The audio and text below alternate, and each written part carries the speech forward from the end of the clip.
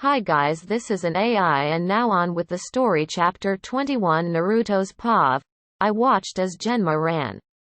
To counter the enemy shinobi, I turned back to Gara, looking at the partially transformed Jinchuriki and his siblings flanking each side. Sasuke appeared by my side as well. Looks like Kakashi failed to hold him back and fight off Suna and Otto Nin. Gara's mine, Sasuke Teme said with utter rage and venom flowing through him. No, I say as he glares at me. Why not, he said before I turned and smiled. Cause he, I say pointing to Gara, is just like me. Cage Booth.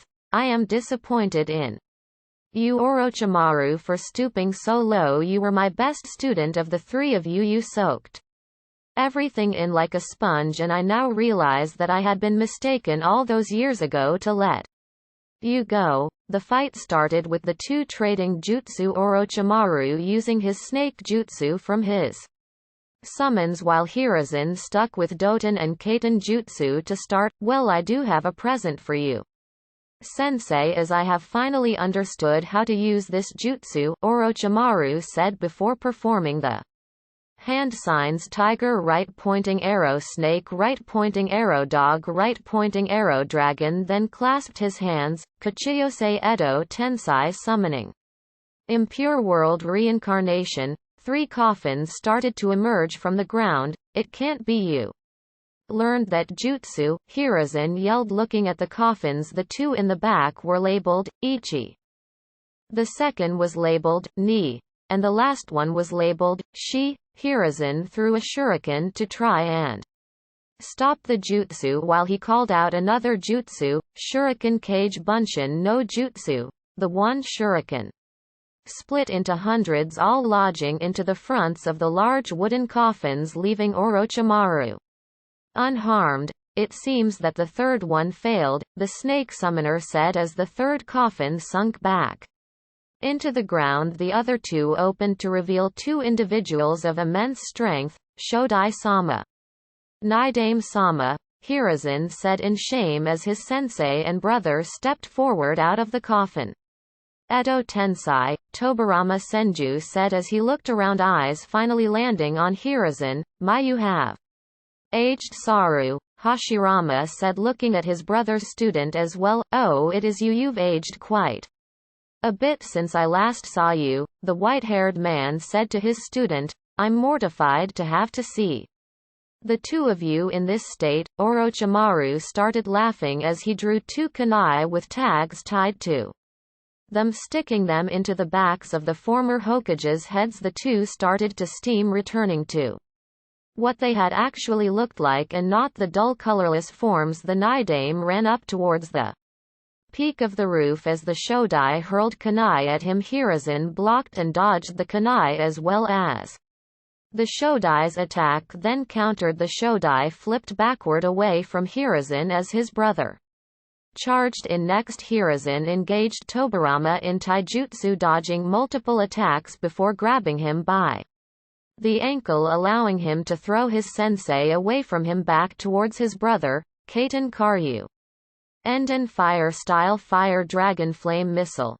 The elderly Hokage yelled as he sucked in the air, then breathing out a large stream of fire. The attack hit his sensei dead on, however the man wasn't the Naidame for no reason. Sweeten Tsujaneki water style water wall, drawing the moisture within the air around them. A large wall of water erupted from nowhere, blocking the attack. The 2 jutsu die down as the Naidame readies his own attack. Sweeten Suisho, water style water shock wave, a water vortex surrounded the Senju brothers before the water came crashing down towards the Sandame. Doton Doryuheki earth-style mud wall, earth-style wall. A mud spewed from the elderly Hokage's mouth onto the ground before rising into a gargantuan-sized wall of earth, diverting the course of the Sweeten jutsu around him. Hiruzen stood atop the wall looking down at his student as well as the Senju brothers. Hashirama charged in as Hiruzen jumped down from the wall, firing small fireballs at the Shodai Hashirama blocked all the fireballs before hitting 3 powerful strikes on Hiruzen. Next, the Nidame dragged Hiruzen down into the now standing water, trying to choke his student out, almost killing him. Hiruzen escaped his sensei and climbed back up the wall before Tobirama sent 2 large pressurized streams of water at Hiruzen, causing the section he was standing on to collapse. The elder Hokage was taking a minute to catch his breath as he noticed wood sprouting from the roof shingles. He looked up just as Hashirama spoke his jutsu, Mokuton Hajutsu Jukai Koten wood release secret technique nativity of a world of trees. Well, one thing is for sure, I hope Naruto is watching with those eyes of his, the Hokage thought, biting his thumb. The elder Hokage was about to finish his jutsu but had to stop to evade the rapidly growing trees. He was quite successful before Hashirama picked it up, yelling in the process. Down below, the looking up watching were 6 genin. One had a very small yellow glow escaping his eye sockets. Naruto had indeed been watching. Naruto bent over in pain, grasping his left eye, yelling as a brown ring surrounded his pupil. One Sasuke grabbed him, trying to keep him from falling. With little success. He had seen him get new affinities unlocked before, but never with this kind of a reaction. Naruto had deactivated his DoJutsu to try and nullify the pain. With some success, but it still hurt. Back with Hiruzen, he struggled to reach a branch right next to his hand. He struggled to reach it, but when he did, he called out his jutsu, Ninpo Kachiyose Nekoo Enma ninja art summoning jutsu Monkey King Enma. Just then a large plume of smoke covered the area.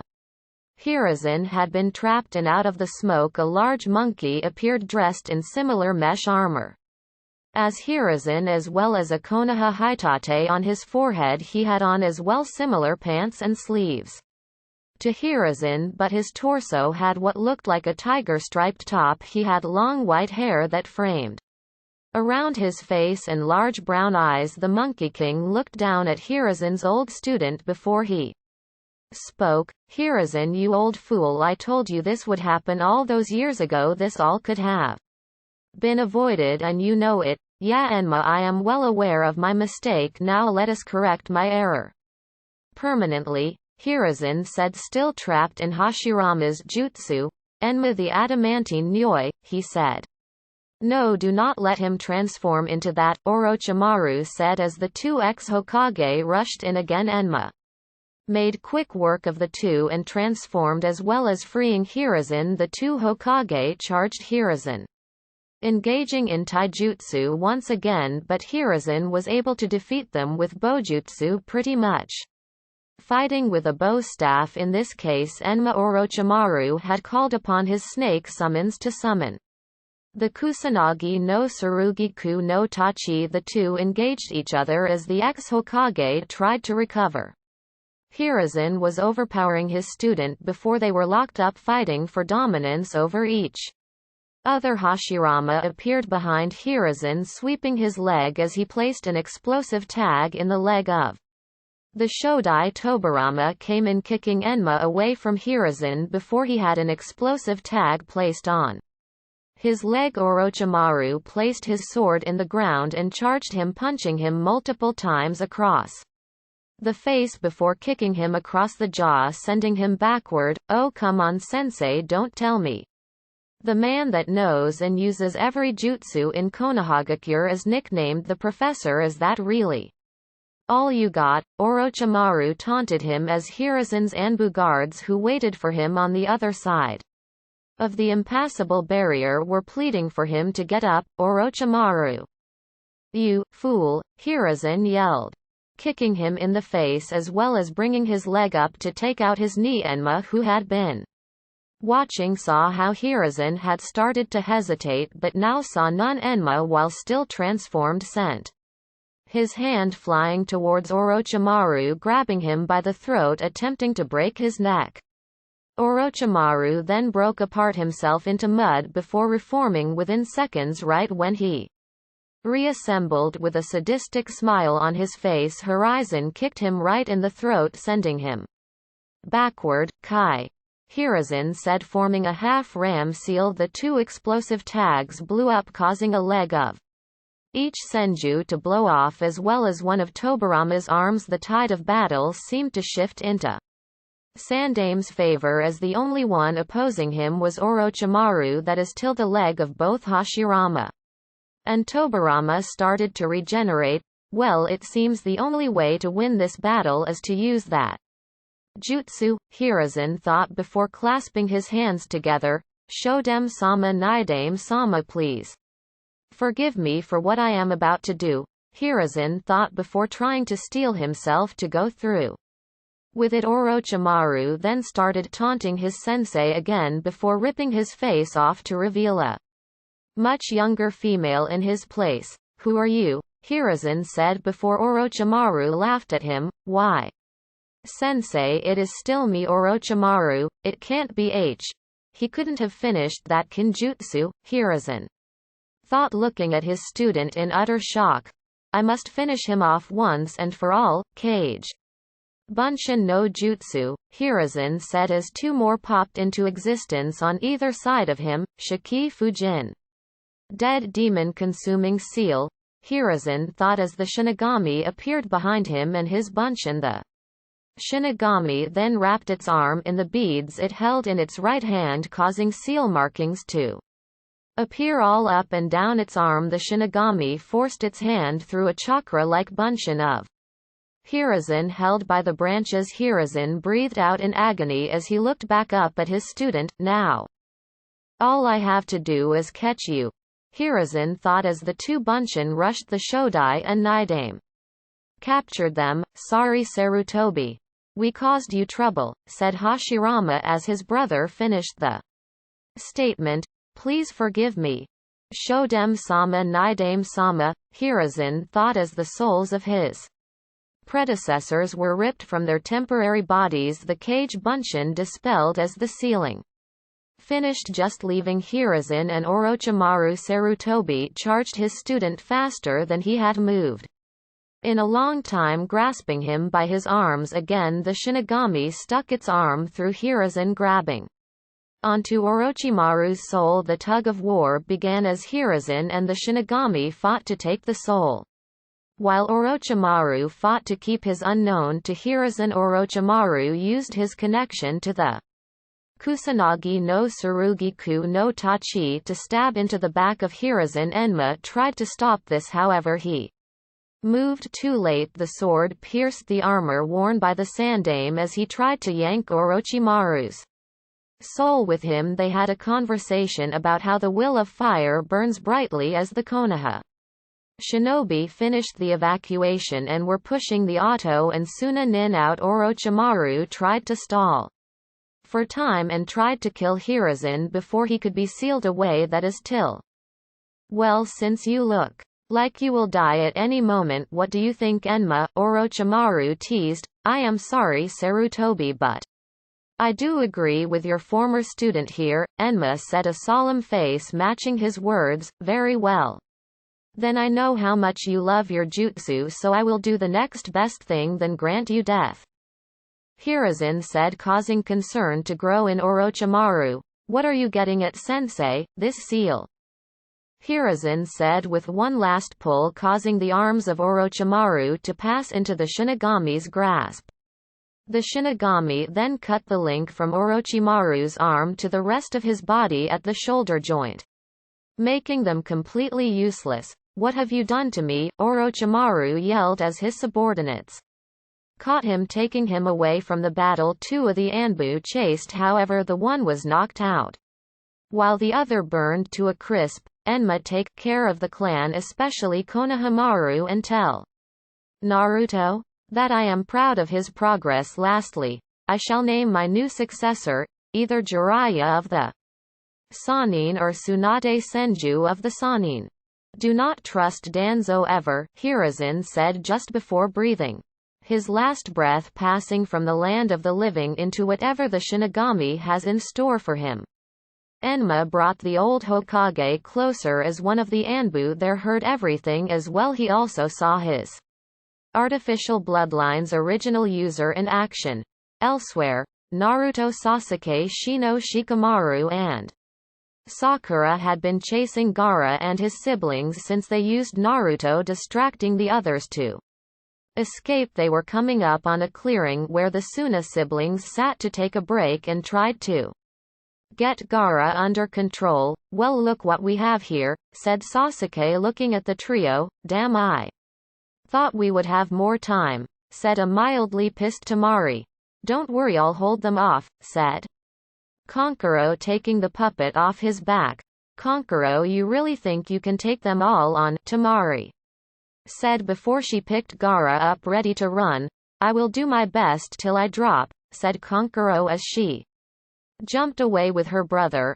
I'll take care of him, said Sasuke before Shino interjected. No, he forfeited our match, so he is mine, said the Aburame heir. Fine, Sasuke said with a growl. We'll move ahead and try to stop them, Sakura said turning to Shino with a smile. The group was about to move when Kankuro's puppet lunged at the group. They dispersed, dodging the attack, and tried to move further. Kankuro was doing an excellent job keeping them back until Shino's bugs got a hold of the puppet. Go, I will finish this, Shino declared, receiving nods from his comrades. They just barely managed to get away. Damn, thought Kankuro as he tried to get out of this mess and failed. He did, however, managed to poison the Aburame, causing him to be temporarily paralyzed. The four remaining Konoha Genin were able to catch up to Temari and Gara. This time it was Shikamaru who stood up to fight. Temari sent Gara ahead while she tried to hold the group back again. She had more success as she used area-based futon jutsu that cleared areas out a bit. That worked for a while but let Naruto, Sasuke and Sakura slip through her, allowing them to have a clear path to Gara. No, Temari thought of seeing them leaving her range. This distraction let Shikamaru have the distraction needed to end the fight. However, he passed out moments later of chakra exhaustion. Naruto's POV. I ran as fast as I could to catch Gara when all of a sudden a blob of sand hit Sakura and Sasuke, pinning them to a tree. Now Uzumaki mother wants your blood most of all, so let's play a game. You have till noon to defeat me, and if you fail your friends will be a squash. Now prove my existence, Gara yelled as I readied myself. I looked over to see black marks appear all over Sasuke. What is he thinking, letting that thing take hold? I thought as I kicked Gara away. Damn, I won't be able to do this myself. Kuchiyose no Jutsu, I yelled, but instead of the mighty chief toad Gamabunta I summoned Gamakichi. Don't make me laugh. To fight for others is pointless. I fight for myself alone, Gara said. Transforming further, the fight continued and Gara was kicking my ass. I could not hit him with anything. That is still an idea that popped into my head. Kage Bunshin no Jutsu, I yelled as three Bunshin charged in. Gara saw this and grabbed the three of them. Now, one of them yelled as two other Bunshin landed, catapulting me towards Gara. I flew past, creating another shadow Bunshin, jumping on it and back behind Gara. Senin Garashi 1000 years of death, I yelled. I literally stuck a kunai where the sun doesn't shine on him and jumped away. Kai, I said, drawing up my right hand in a half ram seal, and when I did there was an explosion. There was a moment where Gara looked deformed. I landed next to Sasuke, who managed to escape the sand and stand up. I will never let any of my comrades die right before my eyes, he said, standing up with a slight stubble in the middle. Sasuke, I said, looking at the anti-social emo. That's right, I say, standing up next to him whilst channeling my own chakra. There was an abundant amount that I channeled, and the chakra that was now visible and surrounding me like a blue flame. Kage Bunshin no Jutsu, I yelled as over 1,000 clones poofed into existence. Sasuke, you go ahead and rest, leave this to me. Naruto. Uzumaki, I yelled as he backed down. Now you will have to deal with me. Konoha's most unpredictable shinobi, I yelled as my clones from below kicked Gara into the air. Uzumaki, my clones yelled. As they knocked the beast higher into the air, Uzumaki Naruto Nisan Renden Naruto Uzumaki 2000 combo. I yelled as all my clones converged at once, all hitting Gara from all angles. Stunning Sasuke and Sakura. Gara fell to the ground as my clones dropped out of the sky, raining towards him. No way, I will not lose to the likes of you, Uzumaki Naruto, Gara yelled. A large pile of sand flew into the air, destroying all my bunchen. A large plume of smoke covers the area as a large creature made of sand. I sat there looking up at the beast before I said the beast's name out loud. Shukaku, I said. Kurama, I am gonna need your help here. How far can I go? I say mentally, hoping that I can beat the Ichibi and its Jinchuriki. You can go up to 2 tails for about 5 minutes. Any longer and you'll lose control, he said before I smirked. Perfect. Sasuke looked at me when I said that, and my gaze went back up to the top of the Ichibi to notice Gara atop Shukaku's forehead, embedded in the sand to his waist. Sand began to encompass me for his favorite jutsu as I managed to get my hands into the ram seal beforehand. The next thing I know, I am completely encased in Gara's sand. I feel Kurama's chakra engulf me. I heard the muffled scream of Sasuke and Gara calling out his jutsu, Gakusa Meso. Gara yelled. I felt the sand try to compact and crush me, but Kurama's chakra didn't allow that. What? Gara yelled as I blasted a pulse of Kurama's chakra, causing the sand to fall away. I dropped to all fours with 2 tails of pure red chakra flowing behind me. Tanuki Niri no Jutsu, Gara yelled before I saw him slump over. Yahoo! I am finally free. Shukaku yelled, glad to have his freedom. Kit, let me talk to my little brother, Kurama said as I can feel him smiling proudly. Oh Shukaku, look at you, you're a mess. Kurama, what are you doing here? Shukaku said very nervously. You will drop this act and leave the boy alone. How does that sound? Kurama said as the 2 tails wagged in the background. What will you do about it? I feel you, I just don't see you, Shukaku said as I felt my body move on its own, and in a second I am staring face to face with the Ichibi as well as Gara. Quite, I could feel you cowering in fear not a month ago, just sensing me within that boy. Kurama then spoke inside my mind and I ignored what Shukaku said next. He wanted to talk about a plan and a second one if the first fails. Alright, I am going to have you charge as fast as you can to knock that brat awake. That should cause Shukaku to lose control. If that fails, you will summon Gamabunto and transform into me and attack him, but you must wake the jailer up. Do you understand? I nodded, giving him the answer he was looking for as he spoke again. Now little brother, I will have you know that Konoha is under my protection, and if I recall the last time we fought, I turned you to glass, which took you 500 years to regenerate from. Don't think I won't do it again. Now Kit, Kurama yelled in my mind, and before Shukaku could respond, I was in front of Gara with my fist, knocking him on the head, waking the boy up. How? Gara said, barely holding on to consciousness as we both fell and I deactivated my 2 tails cloak. We hit the ground and Gara was laying on his back, unable to move. I slowly approached him using the 2-tailed state. Takes a lot out of me still. Why? You are strong. How? That was all Gara said as I approached him. I am strong because I want to protect those around me. Gara, stop me if I am wrong, but I want to tell you something that I know will make you open up your eyes to reality. You are a Jinchuriki of the Ichibi Shukaku, and as I see the dark bags under your eyes, you rarely if ever sleep. Because of him you were shunned and hated all your life for something you could not control and was seen as a monster for it. You tried to make friends but everyone was told or willingly stayed away from you. I can tell people tried to beat you but I bet your sand protected you and even killed a few perpetrators. Gara looked at me awestruck as I pretty much guessed correctly. How did you know? He said, well Gara, I am trusting you not to tell anyone but I am just like you and instead of Shukaku I hold Kurama, also known as the Kyuubi.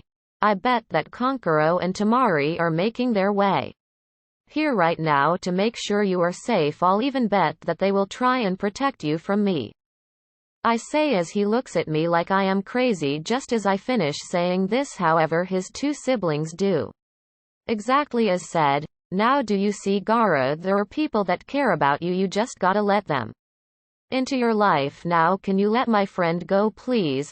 I say as I pointed towards Sakura before he uses his jutsu. I try something. I discreetly activate my eyes from behind their back and watch Gara use his Shukaku's Jishin magnet release, but nothing happens. I see he is about to end the jutsu, so I channel Kurama's chakra into my eyes, surprising the Biju that I would use his chakra without saying anything. Lo and behold, there is now a ring around my right eye's pupil. This one is red on the top, half in blue on the bottom. I am guessing it is to represent the difference of positive and negative charges. I deactivate my DoJutsu before they turn around and watch as they try to leave, but Pervy Sage got there and put chakra suppressing seals on them and took them into custody. Timeskip. It had been 2 weeks since the invasion and the funeral was held for all those lost about a week ago, and the one that hit most was obviously the death of Gigi. Suna surrendered in full after the attack. There is no time to mourn though, as I have a mission with Pervy Sage to complete. We have to go find his old teammate for something. I don't know what it is though. He finally arrived and we headed off. So Pervy Sage, what are we going to look for your old teammate for? I asked as he looked at me and smiled. Classified, was all he said before walking away. I fell to the ground at this answer as I was not expecting it. Anyway, what about those eyes of yours? Anything new? I looked at him and smiled. Classified, I say as he fell back just like I had a moment ago. I got my quick laugh. However, before I told him, well, I did see the reanimation of Hashirama Senju using his Mokuton. It hurt like hell when that happened though. I still don't know why. I also saw the Ichibi Jinchuriki use his Jishin as well, but when I used my eyes normally nothing happened, but when I used Kurama's chakra I was able to copy it. See, I say as I pointed to my eyes. The new ones are directly around my pupil. As you can see, the brown for Mokuton and then the split red and blue for Jishin. I said alright, well, while we are out I am going to teach you a new jutsu cause we will be gone for a while. At the thought of learning a new jutsu had interested me, so I screamed for joy. Alright, chapter 22. Naruto's POV. Damn it, Pervy Sage, it's been 3 days and you haven't taught me anything, I yelled, looking up at the self-proclaimed super pervert. Patience, brat, I will teach you in time, but I need to complete my research, Pervy Sage said while looking into the distance with a perverted grin. Alright, how about this? You actually train me and I won't interrupt your research gathering for the rest of the trip. That includes staying by my side and giving tips and making sure I don't end up blowing something up, I said, looking at the old Sanin. He let escape his mouth as he was entranced in the thought of me not interrupting him. You have a deal, he said, reaching out for my hand, but before I shook his I added another condition. Oh, and if you do go run and do research while you're supposed to train, tell the others that you brought me to these brothels, and we all know how Kurenai will react, and I know she is close with that Anko chick from T and I say quickly, grabbing his hand and shaking it. Sue. Wait, what? He yelled as I started laughing my ass off. We Continued walking for another hour before we reached a town to rest in for the night. We got a room and were walking around town when a woman walked up to us. Aren't you the legendary Jiraiya?" she asked in a seductive tone. I watched this disgusted cause she was young enough to be his daughter. I could also see the nosebleed pervy sage was trying to hide. "Indeed I am the mighty toad sage Jiraiya," he said with a perverted smile. "Kit, I think something is up even though she has very little chakra. I can tell that something about ill intent has happened to her, possibly genjutsu," Kurama said as I stopped the old perv from walking off just yet. "Pervy sage, keep it down, but I think she is under a genjutsu. What should we do?" "What, I don't think so, but here's the thing, are the people who did this after me or are they after you?" he said as I looked at him wondering what he meant by that. "All right. You go back towards the hotel, I will go the other way to maybe lure them out. After 10 minutes I will dispel the genjutsu placed on her, then return to the hotel. I will knock 3 times, twice with a 3-second pause." "Understood," he said to me as I nod and make my way back, acting like I am pissed at the old foul. The 10 minutes pass and I am sitting on the bed messing with a piece of paper, trying to make it float and spin using just my chakra rather unsuccessfully when I heard 3 knocks on the door. Mentally I counted 1, 2, 3. There was no knock after that, so I knew it wasn't pervy sage. I was really curious about who it was, but I know it very well could be the people after me. There were now 4 knocks that were louder and way more aggressive. I sat there not making a single move. I knew it was pointless to do so as I could not hide my chakra that well. The next thing I know, the door is blown off its hinges by explosive tags by my guess, and 2 men walked in. They both wore a black cloak with red clouds on them. The first one had bluish skin with what looked like gills. He had a large sword with a yellow hilt and skull end cap, while the entire blade was covered in bandages, and lastly he wore a kirigakure hitate with a distinct line cutting through the center. The other was very familiar. I looked up and saw an older version of Sasuke Teme. The man had black hair as well as onyx eyes. He had on handheld within one of the openings of his cloak. The last thing he had was his Konoha hitate with a similar line cutting through the center of his. The man activated his Sharingan, which caused me to immediately look away as I know just how strong he has to be to wipe out his whole clan. He's clever to look away from your Sharingan, Itachi. I wonder how this brat knows that he had to be no older than 6 when you killed your clan. 7 was all Itachi said. I guess he knew that 'cause I am the same age as his brother. Yeah. Whatever, let's get this over with, the fish-looking dude said, grabbing the hilt of his sword. "No, I got this," Itachi said as I felt wind fly past me and I knew he was also there. I turned around only to see his blood-red eyes, and the last thing I heard was Tsukiyomi. I wake up only to be on what seemed to be a cross. I look around to see a reflective ground with a red sky and light red clouds.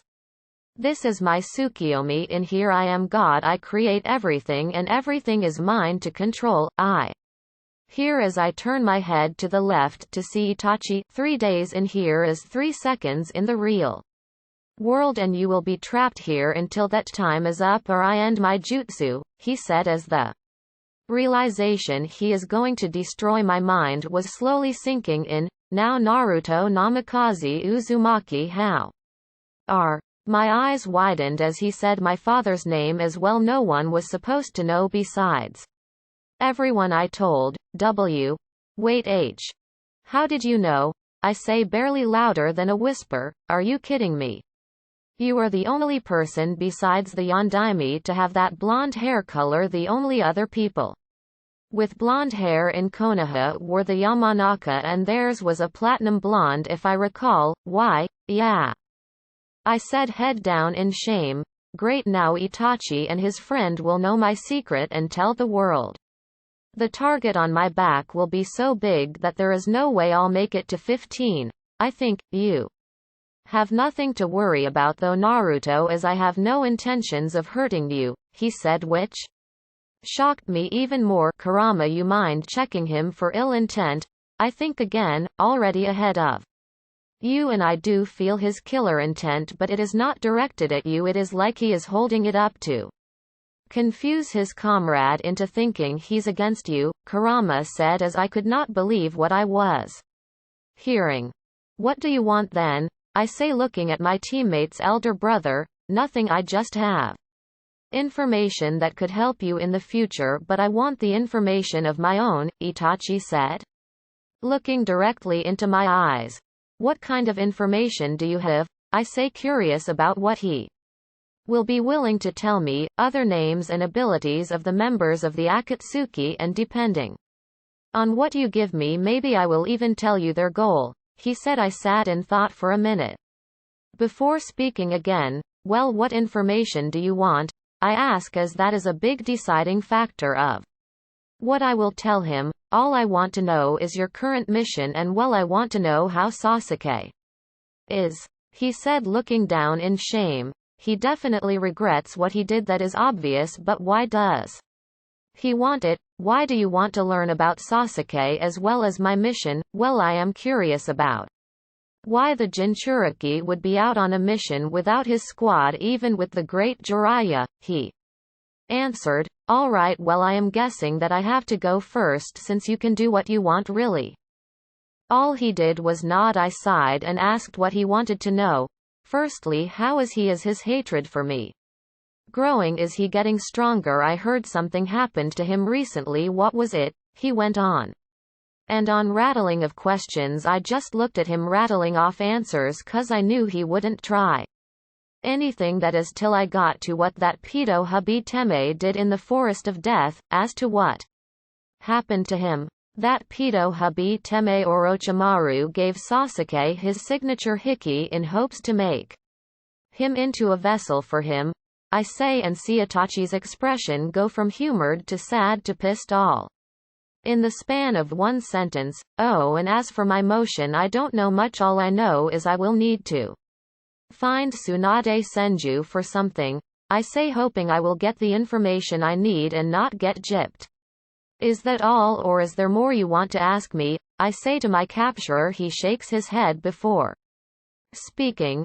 No, that is all I need to know now for what I promised, Itachi said before listing off all the members of the Akatsuki and what they looked like, their abilities, and ultimately their goal. He then brought up someone else that he had kept a close eye on in the group, which was all too familiar for a nine-tailed demon. The last member isn't a part of the main group, but he is the next one that will join if something were to happen to any of us. His name is Toby, but he says that he is Madara Uchiha only to a select few. I do not know what he looks like, as he wears a mask with a single eye hole. He did not finish, as I grabbed my head in pain due to Kurama losing his shit. Ask him where he is. I will gut that Madara Uchiha wannabe like a fish. I will torture him before doing so, slowly causing him more and more pain until he will be begging for death, and even then I will not end his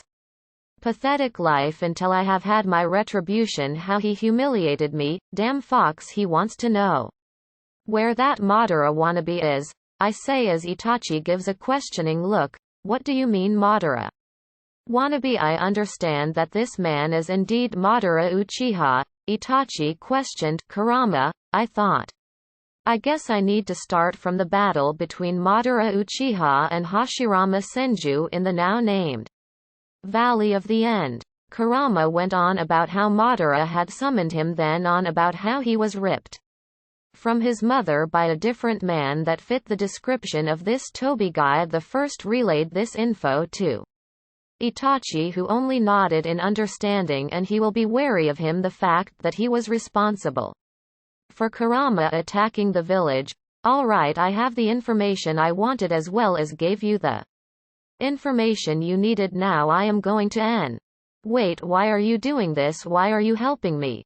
I asked. In a minute. All right, now I am going to end the jutsu. When I do that, you need to act like you or passed out. It seems that my brother has followed you and I will need to take care of him. Sadly, I will have to torture him in order to knock him out, and only Tsunade will be able to wake him. I also recommend having Inoichi take a look at his mind.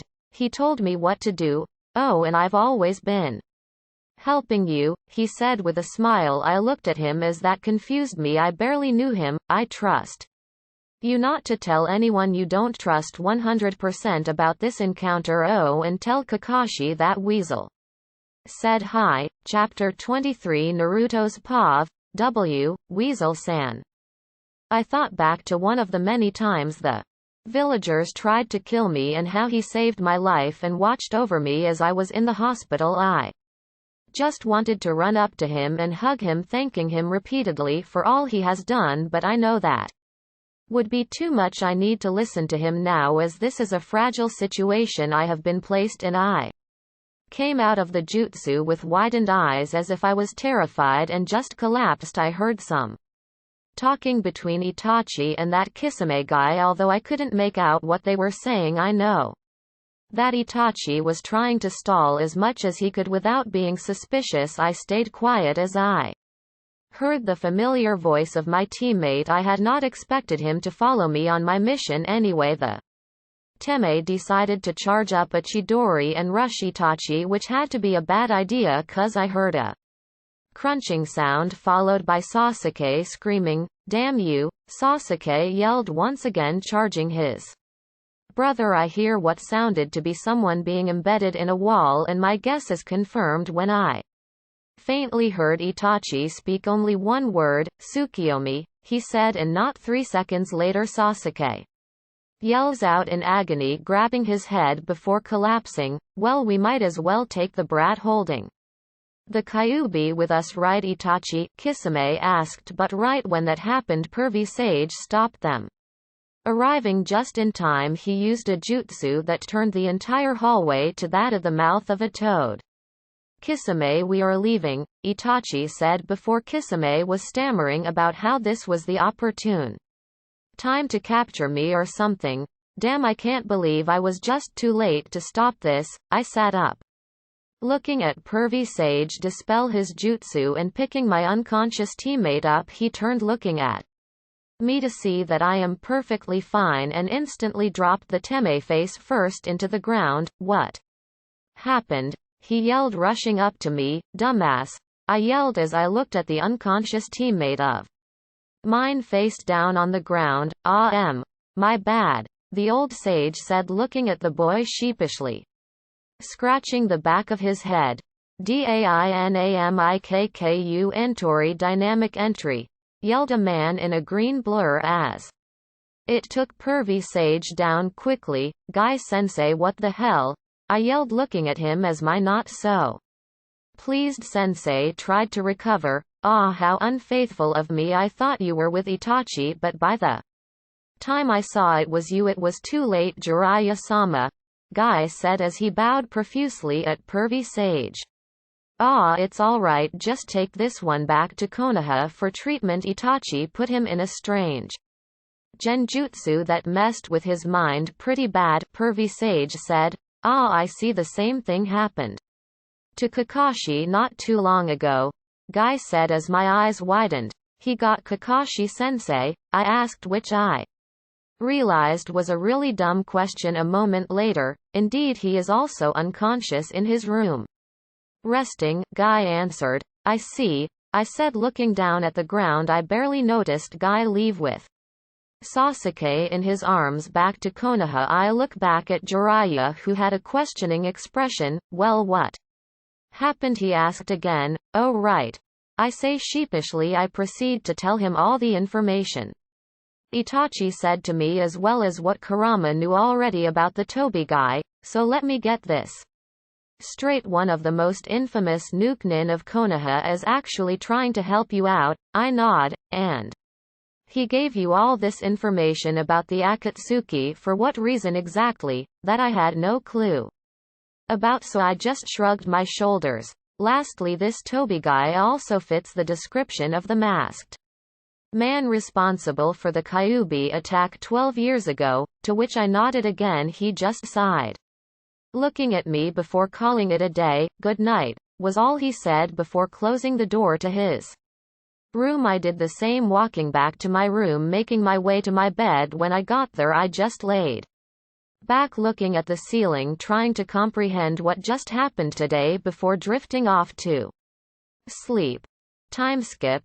We were walking down the road and personally I was losing my patience. That's it, I yelled, surprising the old super pervert. What is it, you damn brat? He half yelled back. You haven't taught me anything since we left, which you promised to do, so we aren't moving anywhere till you start on something, I say, dropping down, sitting crisscrossed. All right, fine, here I will show you a very special jutsu, he said, holding out his hand as a ball of pure chakra formed into a spiraling ball. Is that? I started but got cut off. The Rasengan, yes, a jutsu created by the Yondaime. I will be teaching you how to perform this jutsu, but we need to get some supplies first, he said, causing me to give him a questioning look. We walked for another half hour before we came across another town, in which we got water balloons as well as a room in an inn, while Pervy Sage gets information about his teammate, probably at a damn brothel. Pervert, I think, as I return from the store to our empty room. Right when I finished that, though, the door of the room swung open. Well, did you get what I asked for? He asked as I held the balloons up. Yeah, I don't know how this will help, but I got them, I said as the pervert grabbed one of the balloons. Follow me, no need to get the room wet, he said. Walking back out, I followed as he brought me to a clearing just outside of town. Alright, the first step is to control your power. You need to channel enough chakra that it will break the rubber of the balloon. However, if you put too much into it, you'll never be able to complete the next step, he said. As the balloon convulsed before popping, I sat there looking at the balloon in my hand before trying to do what Pervy Sage did. I failed completely. That did bring an idea to my head though. Hey, I got a question that is kinda related, I say, waiting for a response only to see that he already left me alone. Damn perv, I mentally shouted. Damn it, Kit, what the hell's the matter with you? Kurama snarled. Ah, sorry, I was just pissed that the perv left so early. Whatever, just don't do that again, he said as another idea popped into my head. Hey Kurama, do you know anything about this jutsu? I mean, you did fight the user of it, I thought, hoping that he would be of some help. Nothing. I know absolutely nothing about it. I dropped to the ground because of how blunt he was. Alright.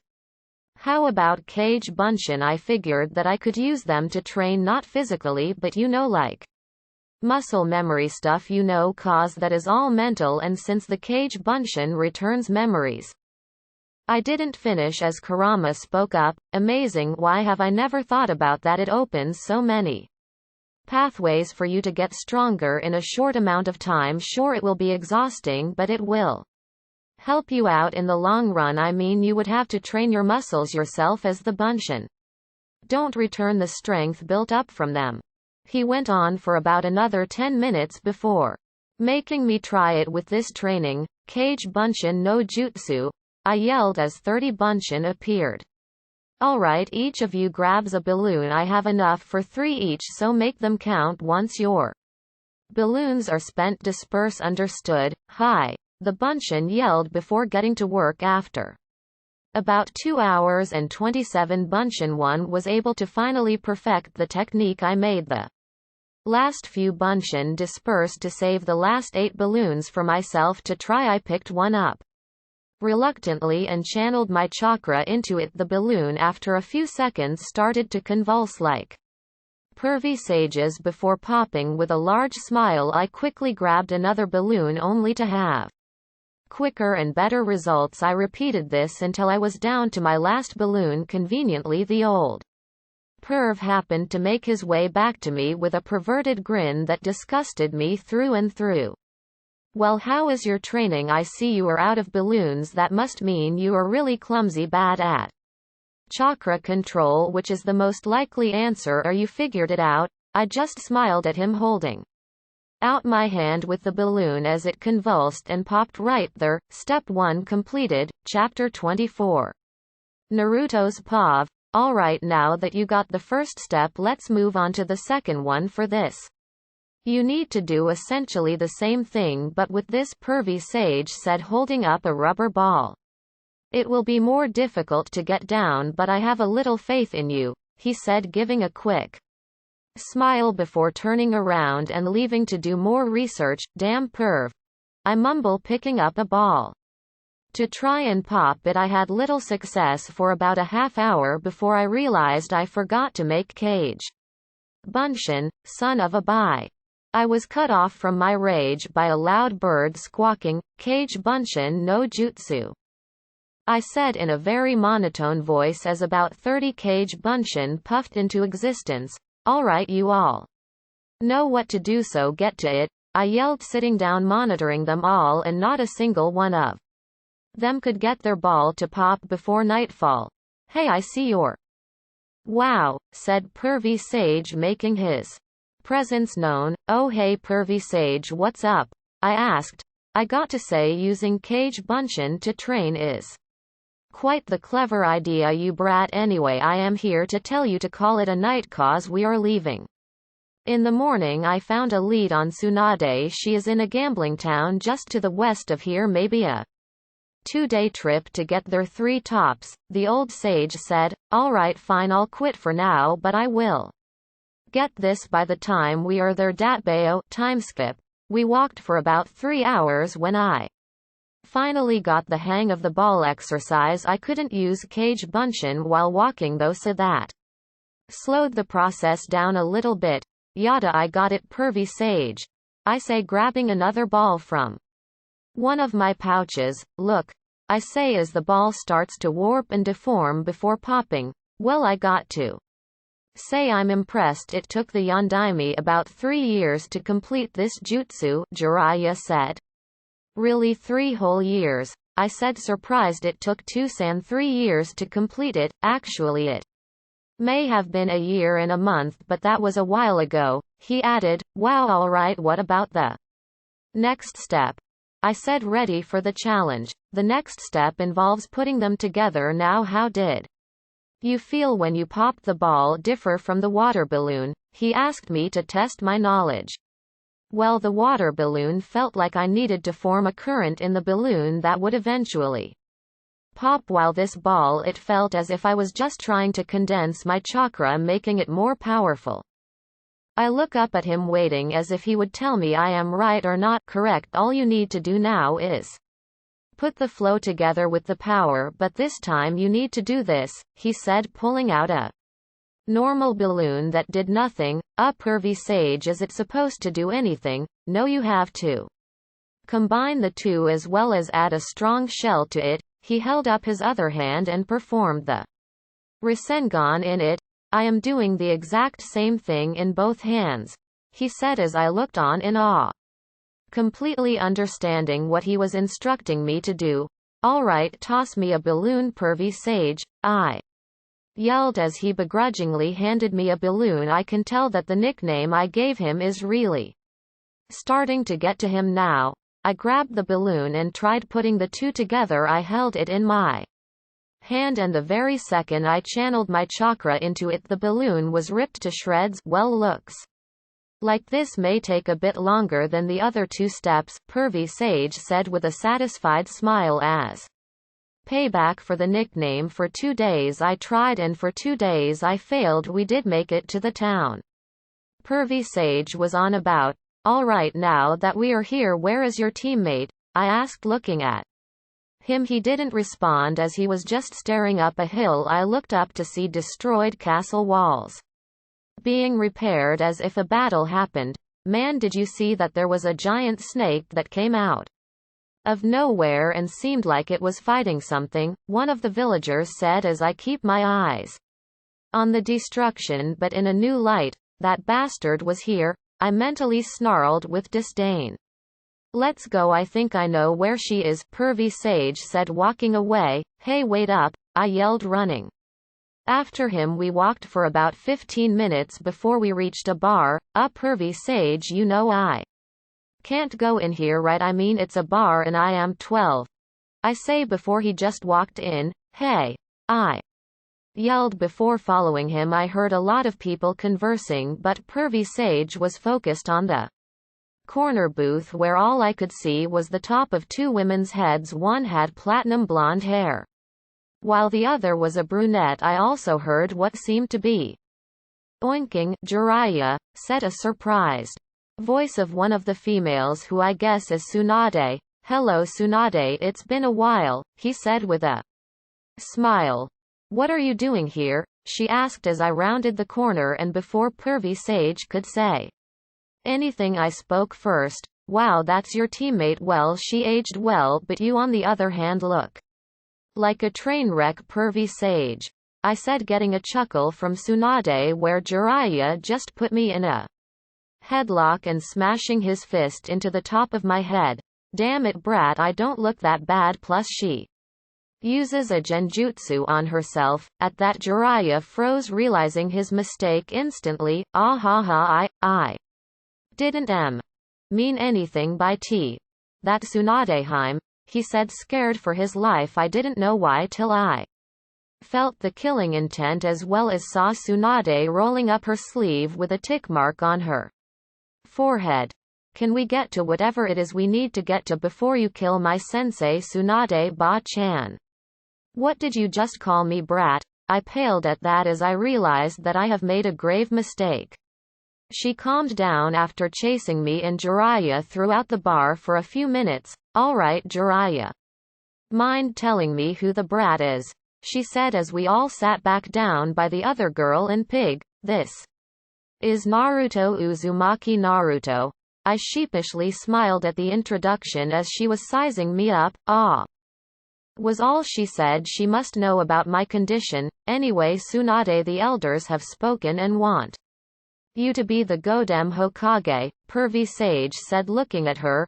Me? Why didn't they choose you? Do you really think they would want a man who peeps in the women's bathhouse and writes the novels I do to be the next Hokage? Also, my spy network is far too important to drop and become Hokage. Why would I want the job anyway? Look what it did to Uji-sama sensei and that student of yours.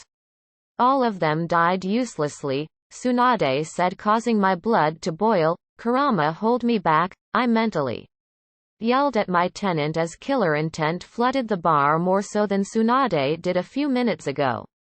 Damn it, why did she have to go there? Kurama yelled, knowing how protective I am of my friends and family. The other girl in the booth's breathing hitched as Tsunade's eyes widened.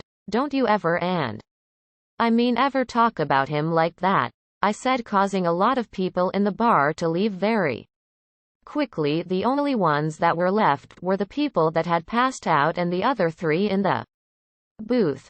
Impressive brat, she said as a bead of sweat rolled down the side of her face. Don't you ever talk about the Yondaime like that again, or I will make you regret it, I say coldly. Oh yeah.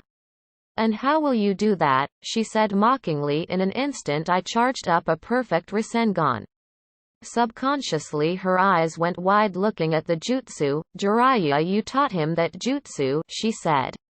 Actually, this is the first time he has done it, Jiraiya said, looking just as surprised. You are not gonna badmouth the very job your relatives created in order to bring people together to have lives full of joy? We are shinobi. It is our job to bear the burdens that are brought upon us in order to protect those precious to us. So I am gonna ask this once, are you going to do whatever deal that damn pedo hubby Teme made with you, or are you gonna protect the very ideals your family created? Those ideals my father protected till he died that night with my mother. So you know about them, do you? She said. Man, for an S-rank secret, a lot of people know it, Pervy Sage, I say, dropping to the ground. The three ignored my statement and continued. Now what is this deal that Naruto brought up? Jiraiya asked. Wait, how did you know? Tsunade inquired, just realizing that I knew. Well, thanks to my tenant. I can sense the ill will of others and it was oozing off of you also. I remember that there were people talking about a snake appearing out of nowhere apparently fighting something. I can only assume that he wanted your help with something and that's why you are still alive, otherwise he would have destroyed you. I said. Hey, I am not that weak brat, I am a Sannin after all, she said stoically. Let's be honest, you played a support role when fighting Hanzo. Sure, you got a few licks in, but you were mainly there to heal Pervy Sage and hubby Teme, I said, and she was left with her jaw down to the floor. I think I am starting to like you, brat, she said with a half-cocked smile. Alright, now then, can you introduce me to your friend Tsunade Ba-chan? I said, causing a tick mark to appear once again. This is Shizune and Tun Tun. She is my apprentice and is learning medical ninjutsu from me, she explained as Shizune bowed. It's a pleasure to meet you, she said.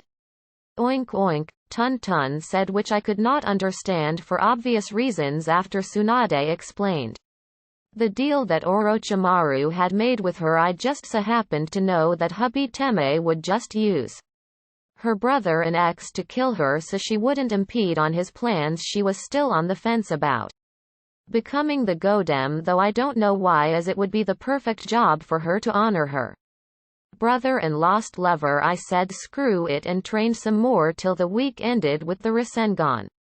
Because even though I did it perfectly that one time, I needed to figure out how I did it. The week had passed when Tsunade Ba-chan was supposed to meet the hubby Teme. When she did, she had destroyed the walls that had just been reconstructed and ran to an open field that we had trapped the night before. Once hubby Teme and the now known spy of his Kabuto Pervy Sage made himself known. Well, it's been a while, Jiraiya, Orochimaru said, looking at my sensei. Well, it seems that I am up against Jiraiya. Kabuto, you take care of Tsunade and the others, hubby Teme said, looking right at my hiding place. And you, I hope that the forest wasn't too much for you. Oh, and how is my vessel growing? The sick bastard said with a sadistic smile. Kabuto, Orochimaru said as Kabuto appeared next to him, biting his thumb, placing it on a tattoo on Orochimaru's arm. Tsunade and Jiraiya bit their thumbs, placing them on the ground, and in unison yelled, Kuchiyose no Jutsu, Chapter 25 Naruto POV.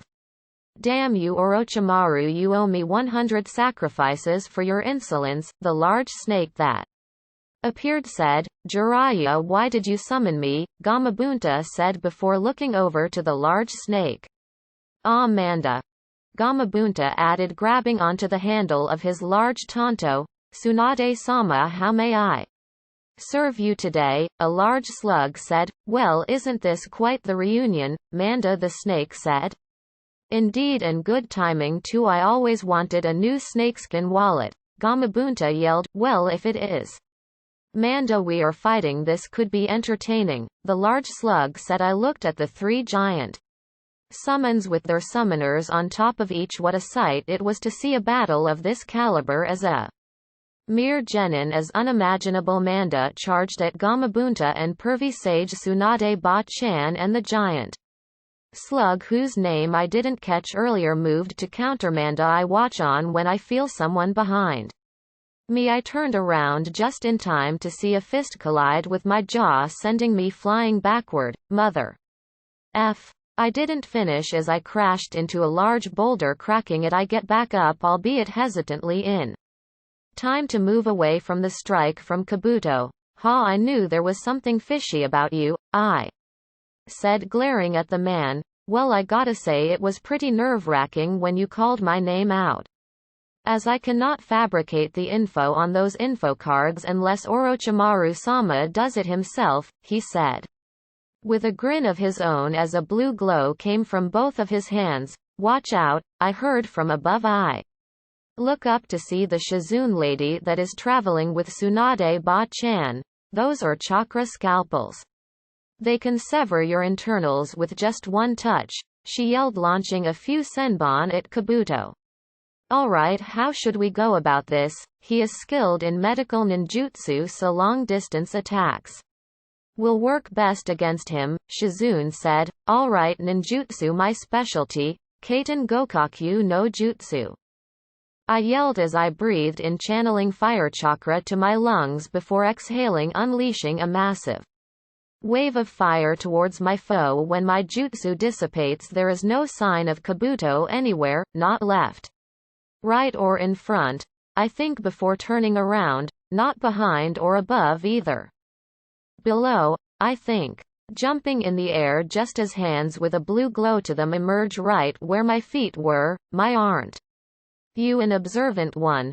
Kabuto says, trying to rile me up. Well, I have to always be aware or else my death would be ensured, I said before flashing through hand signs. Futon Daitappa, I yelled as a large gust of wind plowed through the prairie. Once again Kabuto is nowhere to be seen. Instead of using my eyes to find him, I try expanding my sensory abilities to find him. Lo and behold, the man is once again below me. Kage Bunshin no Jutsu, I say as I leave the clone in my place while I hide in a nearby tree. During this time I look to see how Pervy Sage and Ba-chan are doing. I see that the summons is in rough shape from the battle, and now that the summons is depleted of energy, they should return to their homes with 3 large plumes of smoke. The boss summons of the toads, snakes and slugs disappeared. I see that hubby Teme isn't using any jutsu, which is peculiar because I was sure that was his specialty. Next thing I know, there is a sharp pain in my ankle as I drop out of the tree and onto the ground. What the hell? I yelled, holding my ankle. Oh, that I just did you a favor by cutting your Achilles tendon in half. You should be able to relax for a while now while I take care of your friend, he said with a sinister smile as he walked over to a downed Shizune. When did he get to her? I thought, as I was sure he was focused on me the entire time. I thought for a moment before the thought of him attacking her in the cover of my jutsu when I lost track of him. Kurama, you are gonna have to help me out here, I thought. I am on it, Kit. It isn't easy healing a major injury like this, Kurama spoke. Just pump your chakra through me, it may heal faster. But if I do that, there is a chance for you to lose control. Damn it, I think as I watch Kabuto slowly walk over to Shizune drawing a kunai. Shizune, I yelled, hoping that I'll be able to warn her or at least get Ba-chan's attention. Sutenkyaku, I hear a millisecond before there is a massive cloud of dust blocking my vision. Once the dust cleared, I saw Tsunade Ba-chan standing over a very mangled Kabuto. Shizune, are you alright? She asked but got no response. She walked over to her pupil, tears threatening to break through the very damaged dams her eyes have tried to rebuild. Please be alright, she said before doing a few hand signs and holding her hands above Shizune's head. There was a loud sigh of relief that escaped her mouth before turning back to the mangled mess of a spy she left behind. She did the same thing to Kabuto, and with a satisfied grin she spoke up. Well, he isn't dead, but he won't be doing any more fighting for a very long time, that's for sure. Jiraiya put a chakra seal on him. If you have, better to be careful than have a wild spy on our ass. With that, the battle came to an end. Kabuto was now in our custody. Orochimaru fled and Tsunade Ba-chan agreed to become the Godem. When we got back to Konoha, Kabuto was transferred to the T&I Division Special Hospital for injured prisoners. Time skip thump asterisk. I said I was sorry, I said, looking up at the person who hit me. That still doesn't mean that you should try to take on a Junin level shinobi on your own, Kakashi-sensei said, glaring at me. But I wasn't alone. Shizune was assisting me, also Pervy Sage and Tsunade Ba-chan were busy beating down on Orochimaru. There wasn't really an option there, I pleaded, closing my eyes thinking I'll get smacked upside the head, but instead I feel arms wrapped around me. I open my eyes to see the one person who I would consider a father figure hugging me. Thank Kami you're alright, he said, which surprised me even more. Next thing I know I am being dragged to Tsunade's new office when we see her locked out with two Anbu standing at the doorway, trying to open the door. What's going on here? Kakashi asked, some brat saying that I can't have his grandpa's office or something like that. Oh poor Konohamaru, I say in a hushed voice. What was that? Tsunade asked, looking at me. I know him, just let me talk to him for a bit, I say, walking up to the door. The Anbu looked at Tsunade before backing away. I am guessing that they were given a nod from the Hokage to be. I knocked before speaking. Hey Konohamaru, it's me Naruto, mind letting me in so we can talk for a bit? I ask before the door swings slightly open and I am dragged in. Damn. He's gotten a little bit stronger, I thought, sitting in the dark office. What do you want? He asked before sitting down with his knees in his chest. Look, I know this is hard for you, but we can't stop the progression of the village just because he's gone, I say in a soft voice. Why not? He yelled, tears streaming down his eyes. I want to tell you something. The first person that ever accepted me in this village was your grandfather, and he is still one of very few that do accept me. Besides him, there are maybe a handful of people that I know have acknowledged me. Kakashi-sensei, Pervy Sage, Mr. Ichiraku and his daughter Ayame-chan, you and your two friends Hinata-chan, and last of all your grandfather. I am not very liked in the village for reasons that I can't explain, but I move past it and use my sadness and grow from it. I try to grow stronger to protect those around me, not because they are weak, but because they are important to me. Do you understand what I am trying to say? I asked, which he nodded, understanding. Alright, let's go. The Godem has been named and there's a lot of paperwork for her to do, I say as we leave. Are you sure, Kakashi? I hear as we walk out of the office. Yes, I want to adopt Naruto. Chapter 26, Naruto's POV. Why? You what? I say, completely and utterly shocked. Ah, I see you are back, Naruto. How's Konohamaru? Kakashi-sensei asked with a bead of sweat racing down his face as he was trying to change the subject. He's fine now, and you can go to your new office, Ba-chan. Now what is this about wanting to adopt me? I say as a tear rolls down my face. Ah, you heard that, didn't you? He said sheepishly, scratching the back of his head. You want to adopt me? I say, shaking, tears flowing from my eyes. I took a small step forward and another, and before I knew it I was bear hugging the one person I thought of as a father figure to me. Thank you, thank you, thank you, I say, tears now having a constant flow down my cheeks. I feel his hand pat down on my head and his other arm wrap around me. You're welcome, Naruto. I look up at him to see his smiling eyes, but now I see it in a new light. Instead of him being my sensei, I see him as my father. I smile back and wrap my arms tighter around my new father. May I call you too-san? I ask sheepishly while rocking back and forth on my heels. Only in private, Naruto, not out on missions or anything. Remember, I am still your sensei, and just because you are now technically my son doesn't mean I will go easy on you. In fact, I plan to train you even harder than before, he said with a more wicked smile, only being covered by his mask. Now all you have to do is sign that you indeed agree to adopt Naruto, and there is no need to check your ideals towards the boy's condition, as you were his father's student, Tsunade said as she pulled out the adoption forms for Kakashi-sensei. Hi. Too-san, I say before we leave. Tsunade Ba-chan to her paperwork to pack my belongings. Timeskip. Here it is, the Hitaki family home. It's not much, but it has plenty of room for us, he said, looking at the place he used to live in. I remember once his dad died, he moved to his own apartment. He still technically owned it but couldn't sell it, as this is the last place he saw his dad happy. From what I can recall, you know the villagers will hate you more because of this, right? I ask, just Now realizing what this could do for his reputation, well, it's not like it can get any worse.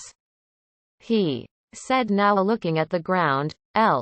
Let's just get settled in, shall we? He asked, to which I nodded. We entered the house into a living room that had a table with a few chairs which were covered in dust.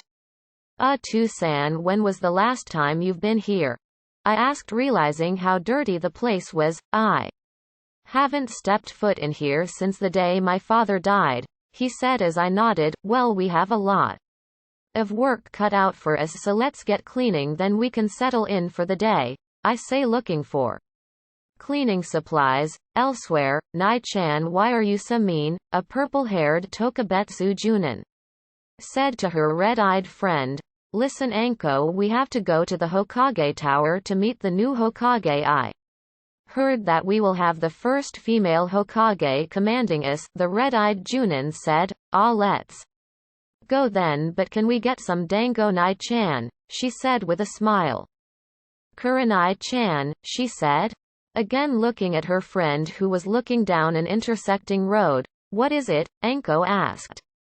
Before she saw him, the silver-haired Junin that has had her heart for years. He was walking with his blonde-haired student carrying a few boxes towards the old Hitaki estate. Do you think he Kurenai started before stopping? Never mind, she said before looking at the blushing mess of a friend she had. Come on, she said, dragging Anko to the Hokage Tower. Kurenai knocked on the door, hearing the occupant say to enter. So the rumors are true. Not only is Tsunade-sama back, but that we will have the first female Hokage, Kurenai said before seeing the corner of an adoption paper on her desk.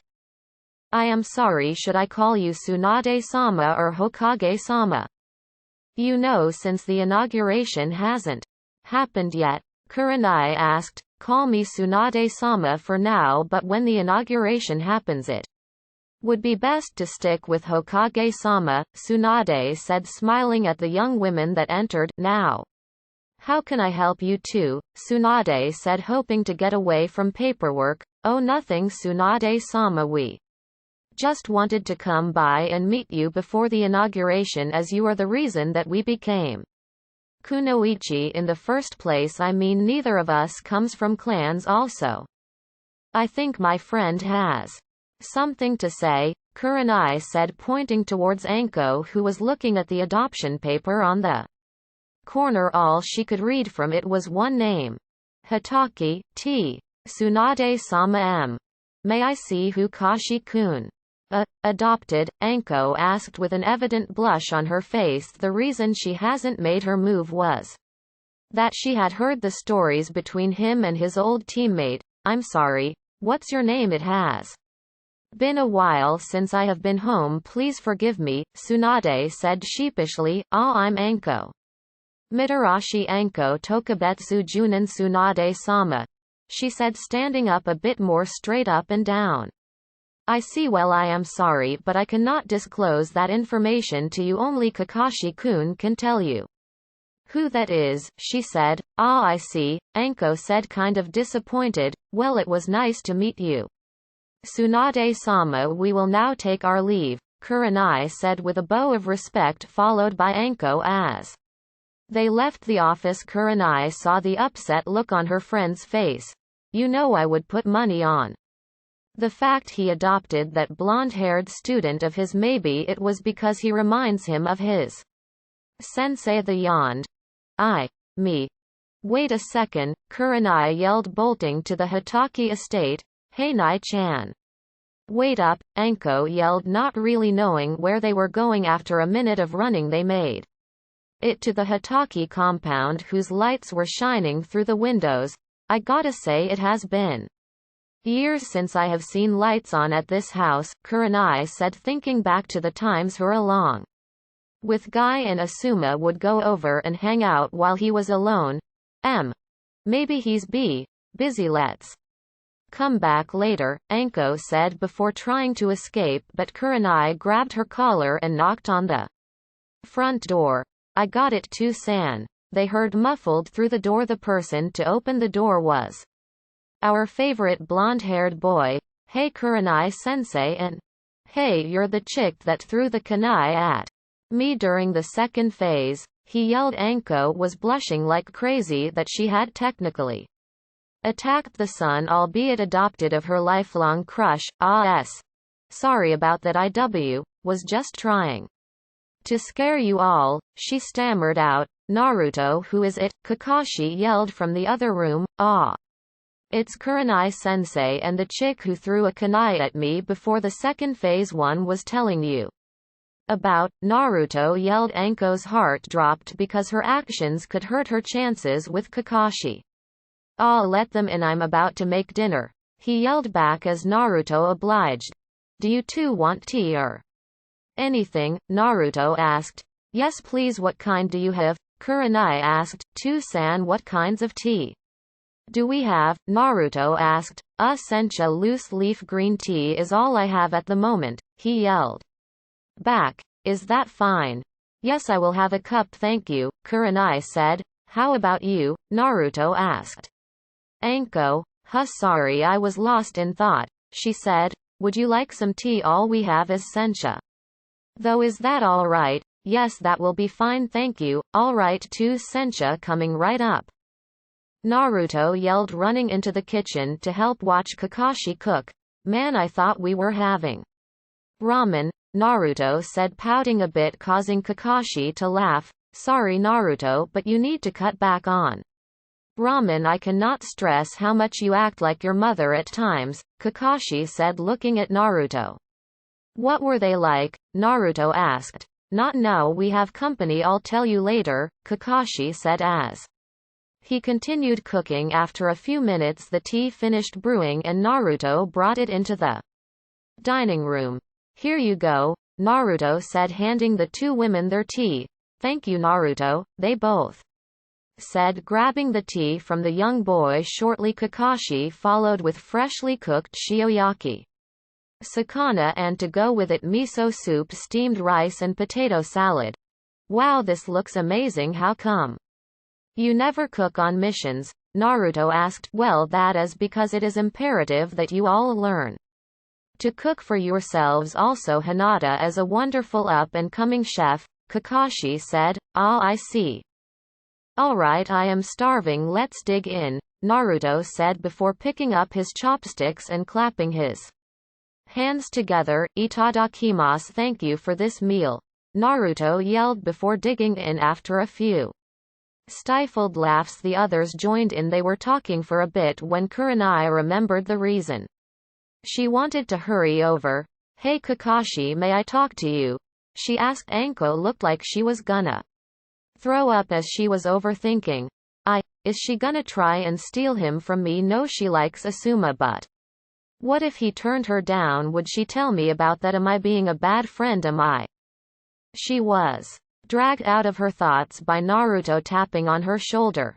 "Hey, are you alright?" he asked. Why? Yeah brat, I'm alright," she said, taking another bite out of her potato salad. "Well, I bet it's nothing, so you'll be fine. If anything, she probably realized something about me that I can't tell you unless you find out for yourself," Naruto said before going back to the kitchen for some more food. "Something about him, with Kakashi. Kakashi-kun, why did you adopt Naruto?" Kurenai asked, trying to lead into it slowly. Well, he is an orphan and I have grown attached to him lately," he said, trying to dodge the question. "Then why didn't you adopt the Uchiha? He is more powerful than Naruto.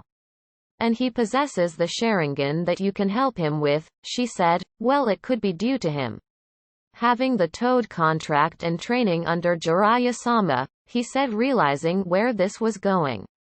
"So you're telling me that you adopted Naruto because he is just like your former sensei? They both trained under Jiraiya-sama. They both had the Toad summoning contract. Naruto was born the night of the Kyuubi attack, which the Yondaime sealed it into a child. I knew about him and Kushina, who also happens to be an Uzumaki, and that she was pregnant," she said. "May I ask where you are going with this?" Kakashi asked, not really wanting to know the answer. "Is he his son?" Kurenai asked. "What are You talking about, of course not. What makes you say that? Kakashi said with a bead of sweat rolling down his face.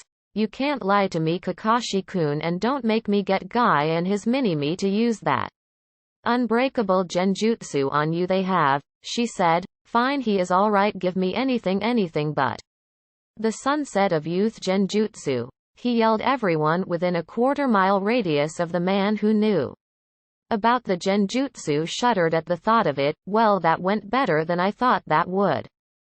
Kurenai smiled, walking back to the dining room before Kakashi could recover and go back to his meal. Anko came into the room. Kakashi-kun, she said with her arm behind her back holding her other elbow. What is it, Anko-chan? He asked, standing back up after trying to cower in fear of the threat of the sunset of youth. Well, I was thinking that, never mind, she said, turning around with a massive blush on her face. Anko-chan, are you alright? He asked, reaching to place a hand on her shoulder. Eep, came out of her mouth at his touch. Sorry, he said, retracting his hand. They stood there for what seemed like an hour. Kakashi looked at her with worried eyes. If there is something wrong, Anko, see. He didn't finish as Anko swiftly turned around, kissing him even though there was his mask in between them. Her message got across to him. I love you, Kakashi-kun, she said before hearing a squeal from the other room. Why? You listening, Nai-chan? Anko yelled. Well, I have been waiting years for you to get that off your chest, Kurenai said. Why, years? Kakashi was shocked at how oblivious he was, but then again, when you bury yourself into smut all the time, you do become oblivious to things. Why? Yeah, she said shyly. Well then, would you like to get dinner sometime? He asked, not realizing he hasn't even touched him yet. San, you haven't even touched yours, Naruto yelled from the other room. Ah, right, Kakashi said, causing Anko to laugh. Wait a minute, how did you know I adopted Naruto? Kakashi said as that revelation just popped into his mind. Oh, we went to meet the new Hokage and saw an adoption form, and the only thing that we could make out was Hitaki. And I only know of one in the whole village, Kurenai said. I see. Kakashi's sweat dropped. I'll have to have a talk with Tsunade-sama about privacy.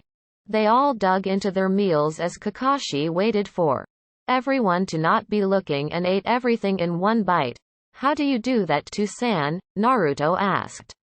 Do what? Kakashi asked with a smile. Eat everything in one bite all the time? That can't be healthy, I said, looking at him. Well, I am not really sure how, he said, shrugging. Time skip. Alright, you three, it is time to train. You all will be working individually on training your own styles of fighting. Sasuke, I want you to train in predicting enemy movements. Hinata, I want you to train your Byakugan's distance, and Naruto, I want you to train your ninjutsu. Kakashi said. Hi, Sensei. Sensei. Hinata and Sasuke looked at Naruto, who was now blushing before he ran off to practice his ninjutsu. Damn it, I already messed up and it hasn't even been a day yet, I thought, looking down into the nearby lake. And Naruto-kun, Hinata thought curiously. The hell was that? Thought Sasuke. Oh boy, thought Kakashi, looking at where his new son went off to. Naruto's pav.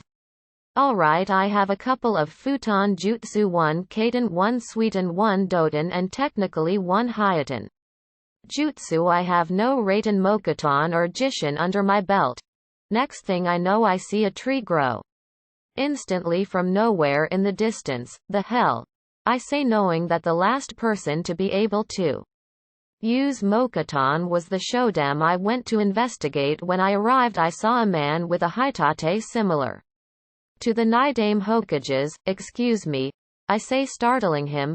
How can you do that? I ask, referring to his mokuton. Oh, that is a long story. Now why don't you tell me where you came from? He asked. Well, my team has training and 2 I mean Kakashi-sensei wants me to train my ninjutsu as that is my specialty.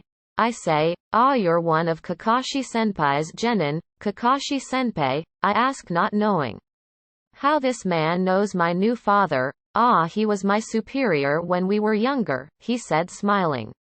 Well, nice to meet you. I cut myself off not knowing his name. Ah, forgive me, I really never had a name, but I was called Tenzo once, so let's go with that, the newly named man said. Cool, I'm Naruto Uzumaki. It's a pleasure to meet you, Tenzo ni. I say. What's with the ni at the end? He asked. Oh, you are close to Kakashi-sensei, so it seemed fitting, I say, smiling, holding out my hand. Well, if Kakashi-sensei knows you, I am sure you'll have plenty of time to tell me that story of yours, right, Tenzo ni? Right, Naruto-kun. Chapter 27 Naruto's POV. It had been a few days since I met Tenzo ni, and I had a long talk with Sasuke about something he is planning. It is a really crazy idea, and I think he may be able to pull it off. Flashback. The hell are you talking about? Teme, do you know what the consequences would be? You will be labeled as a Nukenin, no doubt about it. I half yelled. I know, but I feel it is our only chance, you damn doby. He said, looking at me. Look, I am not saying don't do it, but to be careful. I won't tell anyone, because if I did there could be a leak in your plan, I said, to which he smiled. Damn, you're more reliable than I thought. I cut him off before he could finish. But if I find out you are doing this for your own petty reasons, I will make sure you die by my hand, I said, shooting a cold glare. The hell does that mean? He questioned. I mean, if you are not doing this for the best interest of the village, and if you betray the trust I convey in you, I will kill you, I said, still holding my glare. Fine, but you'll have to make it believable that you were in the dark about this. We will have to fight to nearly kill each other in order to not raise suspicion, he said with a sly smirk. What are you smiling at? I am more excited to test my strength against you, I said, dropping my serious demeanor. Damn it, Doby, why do you gotta be like that? He said. Hey, you won't let that hubby Teme know about my eyes, will you? I asked, half nervous. No, I will not tell him, but that doesn't mean he will not find out, he said, looking down, unsure. Well, when are you leaving? I asked. A week. I plan to leave subtle goodbyes to some people before I leave, and don't ask when I'll be back. I have no idea when that will be, he said. All right, well, I guess this is goodbye in advance. I will probably be on the team to try and retrieve you, and if we have to fight, so be it. Just don't kill me, all right? I say before shaking his hand. It was at this moment that I was finally acknowledged by my rival for the first time present. There was a loud banging on my door. I could hear Shikamaru, who was recently promoted to Tokubetsu Chunin, yelling on the other side of the door. Why are you so lively this morning? I say groggily, trying to wake up completely. Sasuke left the village. We have to go to speak with Lord Hokage, he said before leaving. So it's time. I thought. I got dressed and made my way to Ba-chan's office. Only Shikamaru and I were present. All right, as you know, Sasuke has left the village. I need you to gather as many genin as you can to go find him, she said. If I may, Hokage-sama, but don't you think that this mission should be completed by all Chunin, or maybe even Junin? Shikamaru questioned. That would be ideal if we were not short-handed at the moment, and we cannot spare anyone. Therefore, you are to go and find him, she said. Any questions? She asked as silence rang out following. Dismissed. With that, the two of us made our way to different people's houses to see if they were free. Shikamaru was able to get Choji Kiba and Akamaru. I made my way over towards Shino's before running into Neji, helping Lee with his rehabilitation.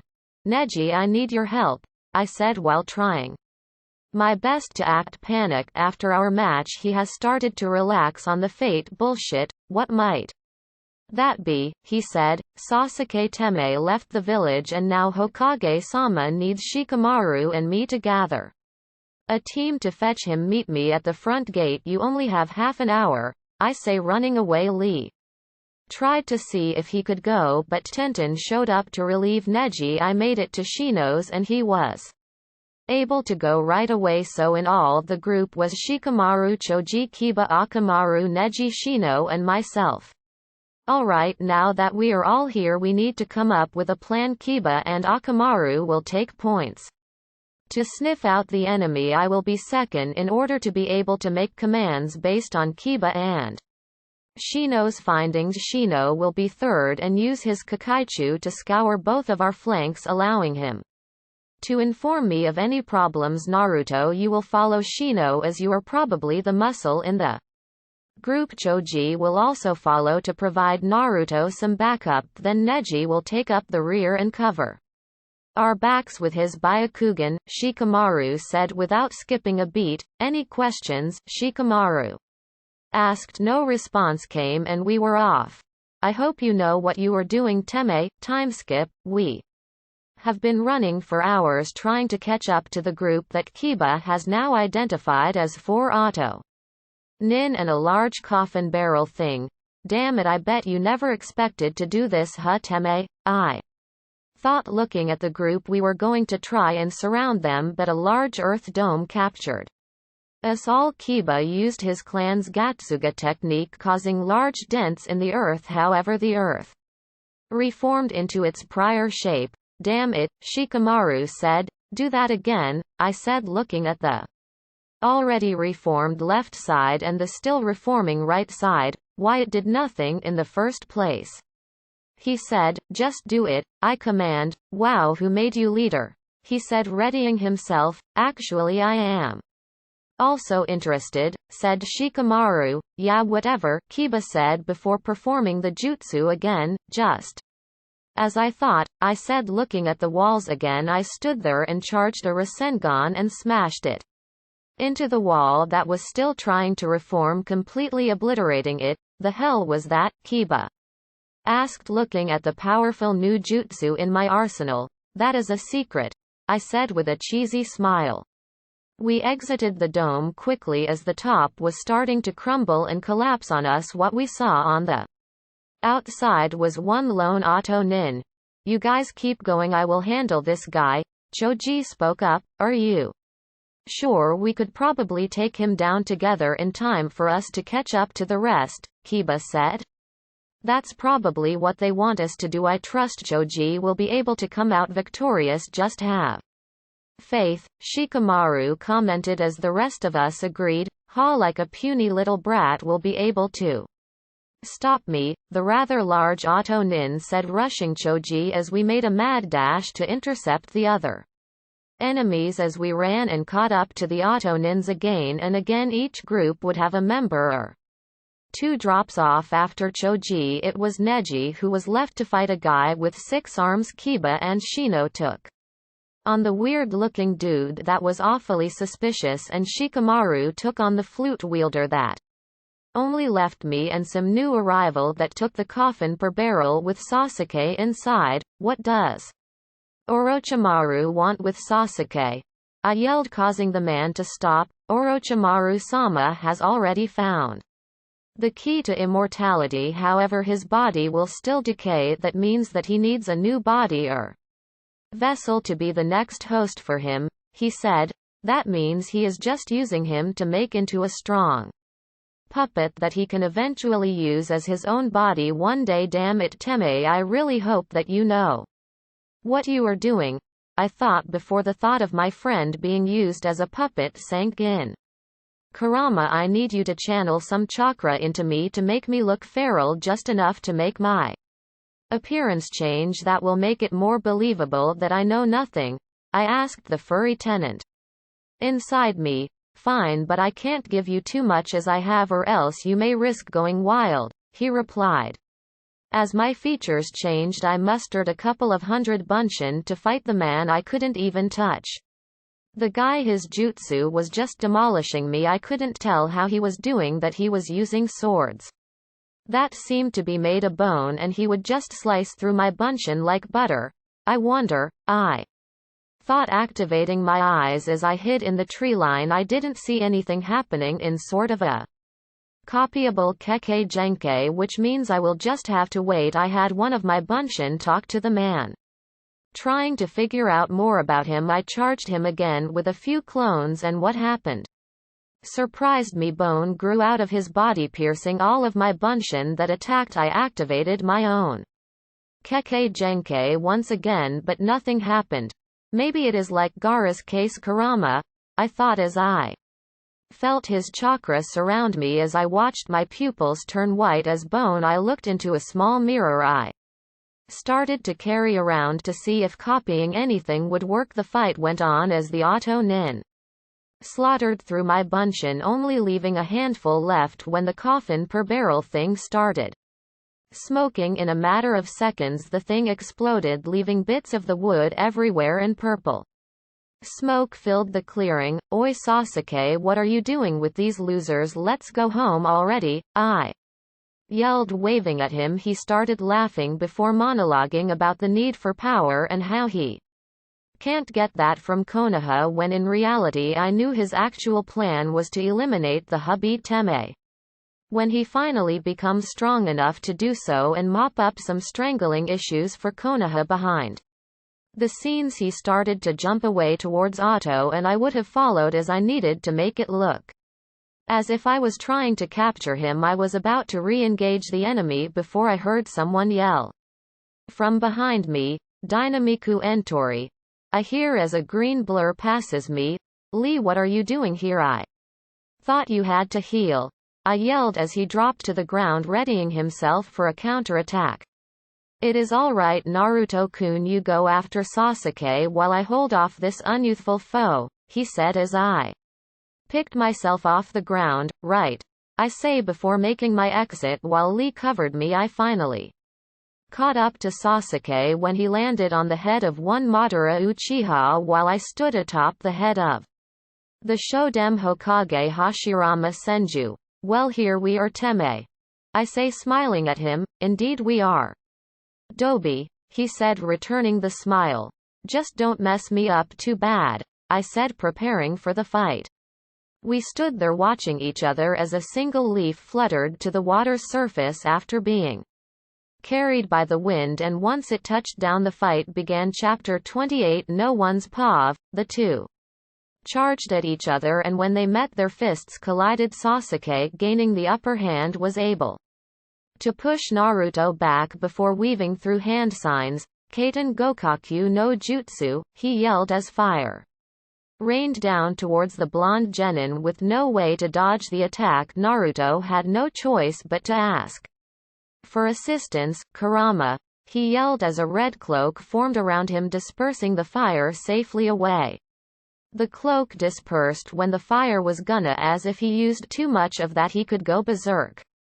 Naruto started to run towards his friend when a kunai whizzed past his face. Naruto, diving behind a rock for cover, doesn't see Sasuke, readied two more kunai, throwing the first one above the rock and the second at the first. To change the trajectory, the kunai buried itself into Naruto's shoulder. When another torrent of fire rained down on him, Naruto stepped back while crouching to avoid the fire and performed a jutsu of his own, Futon Daitappa. A large gust of wind launched towards Sasuke, sending the shuriken that was hidden in the fire back at him. "Shit!"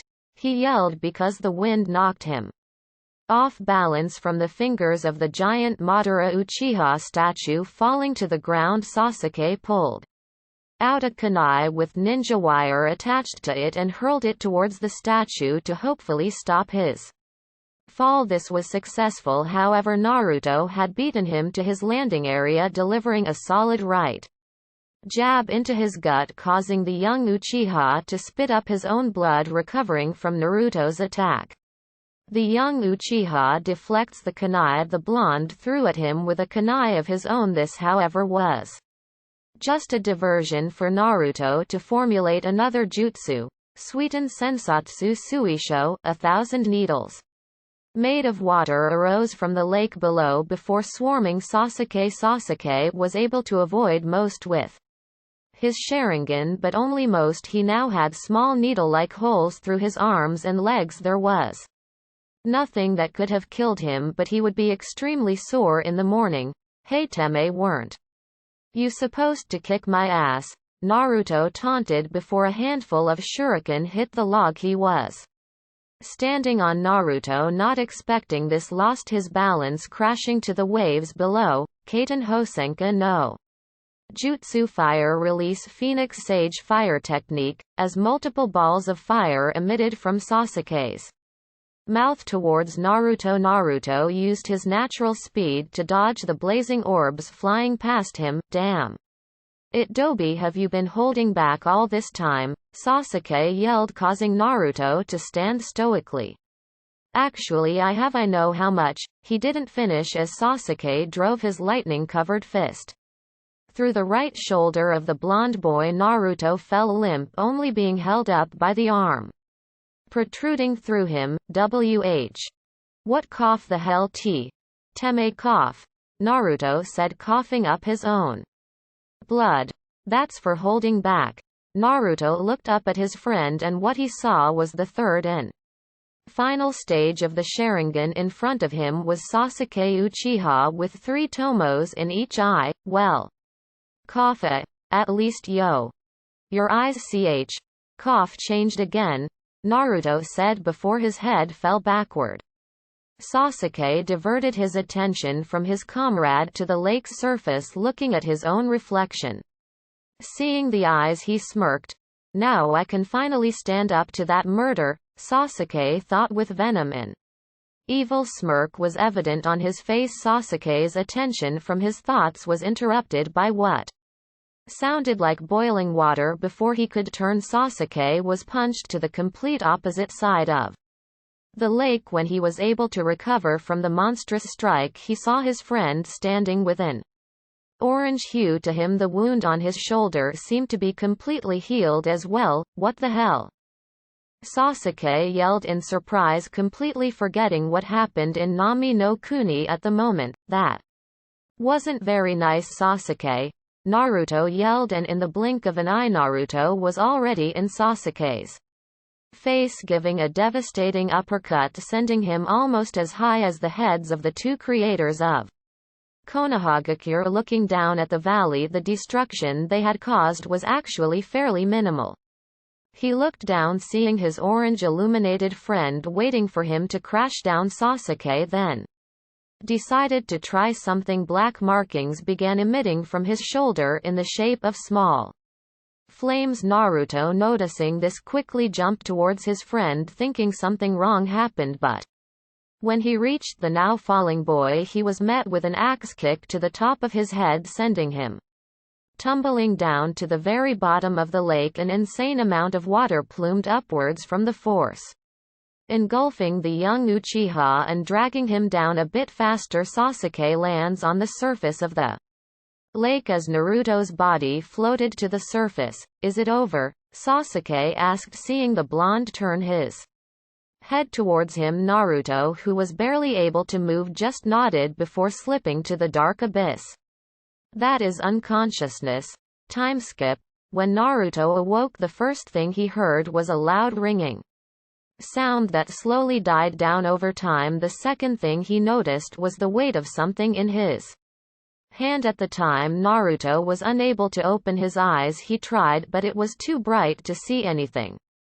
The only thing Naruto could do in his current state was squeeze whatever was in his hand. When he did, this weight that was on his chest that he didn't know was there swiftly disappeared. With still a little ringing in his ears, he faintly heard a soft, caring voice, Naruto-kun, and with that he passed out again. Time skip. It had been a week since the team was sent to recover the rescue squad had returned. It hadn't taken that long, as the Suna siblings had offered their assistance to Kiba.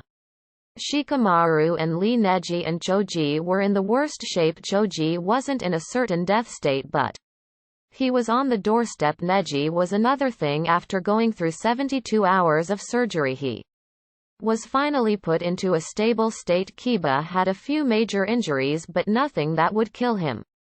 Shikamaru actually was barely touched at all, and Lee was also fine. Naruto was unconscious for the whole week, only waking on the third day and squeezing the hand of Hinata Hyuga before slipping into another unconscious state on the seventh day. However, Naruto woke up to a familiar feeling, Naruto's pav. There was a loud ringing in my ears that would not go away. I tried to open my eyes but it was too bright in here and I closed them again rapidly. I felt a weight in my hand as if I was holding something, as well as a weight on my chest. I slowly opened my eyes and after a minute I could finally tolerate the illuminated room. The first thing that I see is Tsunade sleeping in a chair next to me, with his book closed in his lap. I then look to my right outside my window to see a bright and sunny day cascading over the village that I have lived my whole life, and I then look down to see Sleeping Beauty herself laying on my chest. I gently squeezed my hand as that's the only thing that could move at the moment. Talk about deja vu. I see her open her beautiful lavender eyes as she looks into my own. Naruto-kun, she said, and all I could do was nod. I am so glad you're all right, she yelled, waking Tsunade, causing his book to launch to the other side of the room. Ta and W. A.T., or, my raspy voice was barely able to make out. Don't worry, I'll go get some. She shot up immediately to find some water. Well, good to see you're finally up, a voice to my right said. That confused me cause I could have sworn that my bed was against the wall. I look over to see pervy Sage sitting atop the head of Gamabunta. Hinata returns with a cup of water and I quickly drink it. Thank you, Hinata-chan, I say, smiling at her, and it's good to see you too. Pervy Sage, it looks like Kakashi we'll need a new book, Jiraiya said as I turned to see Ba-chan ripping it to shreds and anime crying. Tsunade with a large bump on his head, rude, was all he said before Hinata-chan, Shizune ni and myself to laugh wildly. I quickly regretted it as my right side was now on fire. Easy, Ba-chan yelled at me. I did my best to respond but she ushered everyone but Tsunade and pervy Sage as he technically wasn't in the room. Alright, I will do a quick checkup to see how you are doing, and I cut her off as the thought of all my friends fighting alone raced through my mind.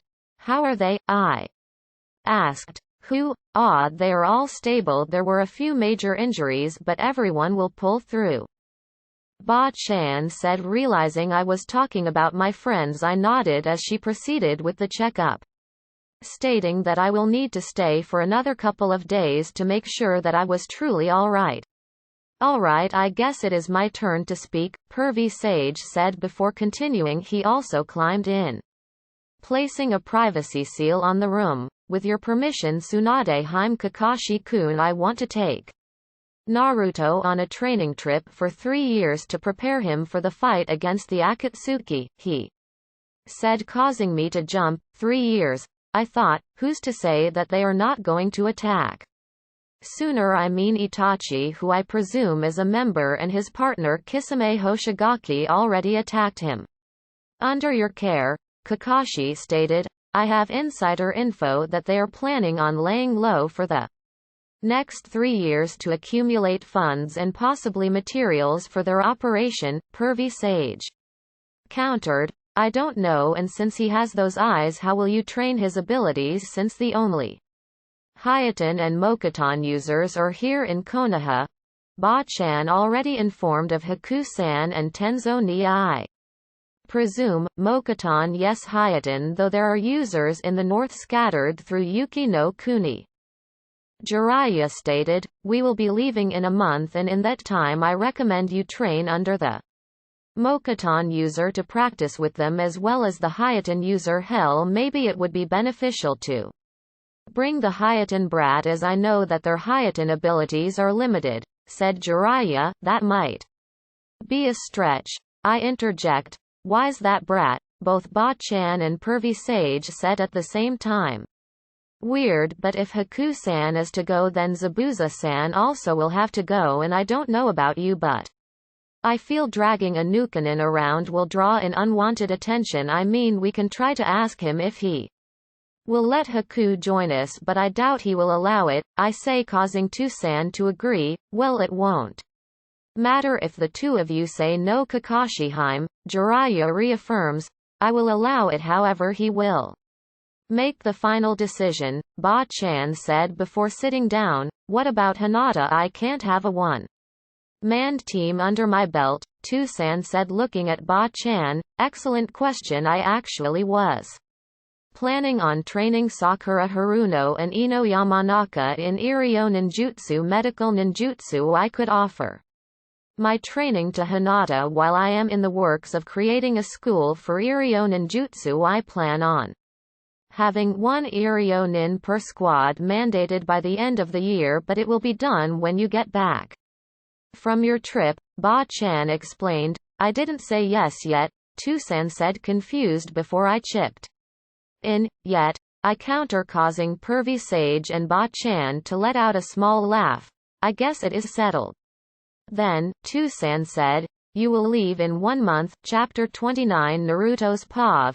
It had been almost the full month since Sasuke left the village. In that time I was able to learn from both Haku-san and Tenzo ni Haku-san taught me certain kill ice spears Hisatsu Hyoso as well as the basics for the demonic mirroring ice crystals. Makio Hyosho Tenzo taught me the wood clone technique Moku Bunshin no Jutsu as well as the basics for the great forest technique Daijirin no Jutsu and nativity of a world of trees Jukai Koten. He learned that after watching the Shodem fight against Gigi and finding the hidden scroll for the technique. I am nowhere near perfect with these jutsu and I know it'll take me a few months to get down. I learned some other jutsu as well, like Sasuke's Phoenix Sage Fire Jutsu, Hosenka no Jutsu. Anyway, I have another couple of days before I have to leave with Pervy Sage for our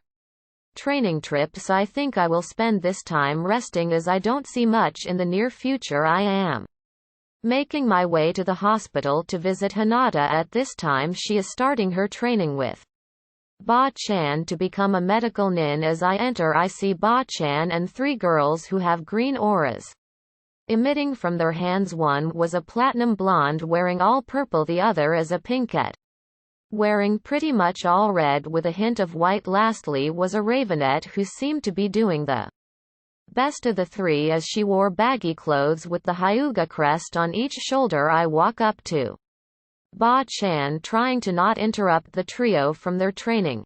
Hey Ba-chan, how are you today? I say with a million-watt smile.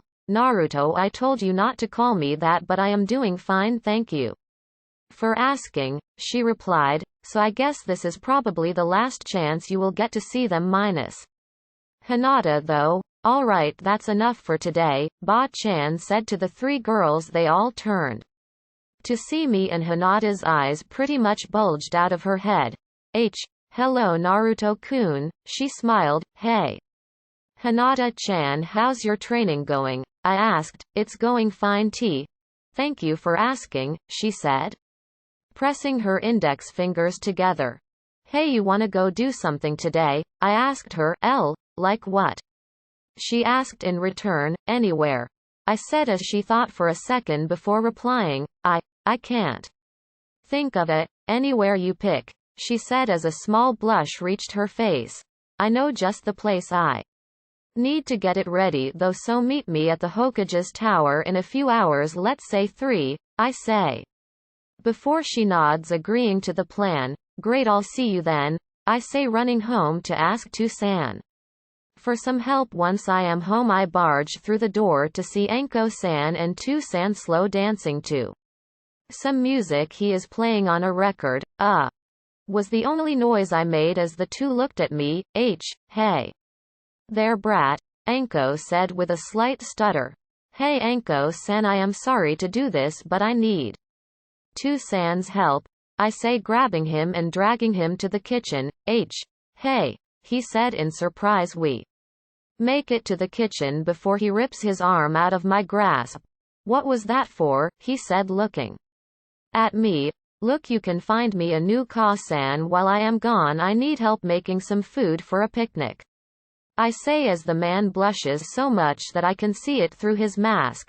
How is that possible? No idea, Kit, no idea, Kurama said before I shook it off. Ah, and you want something other than instant ramen, I presume?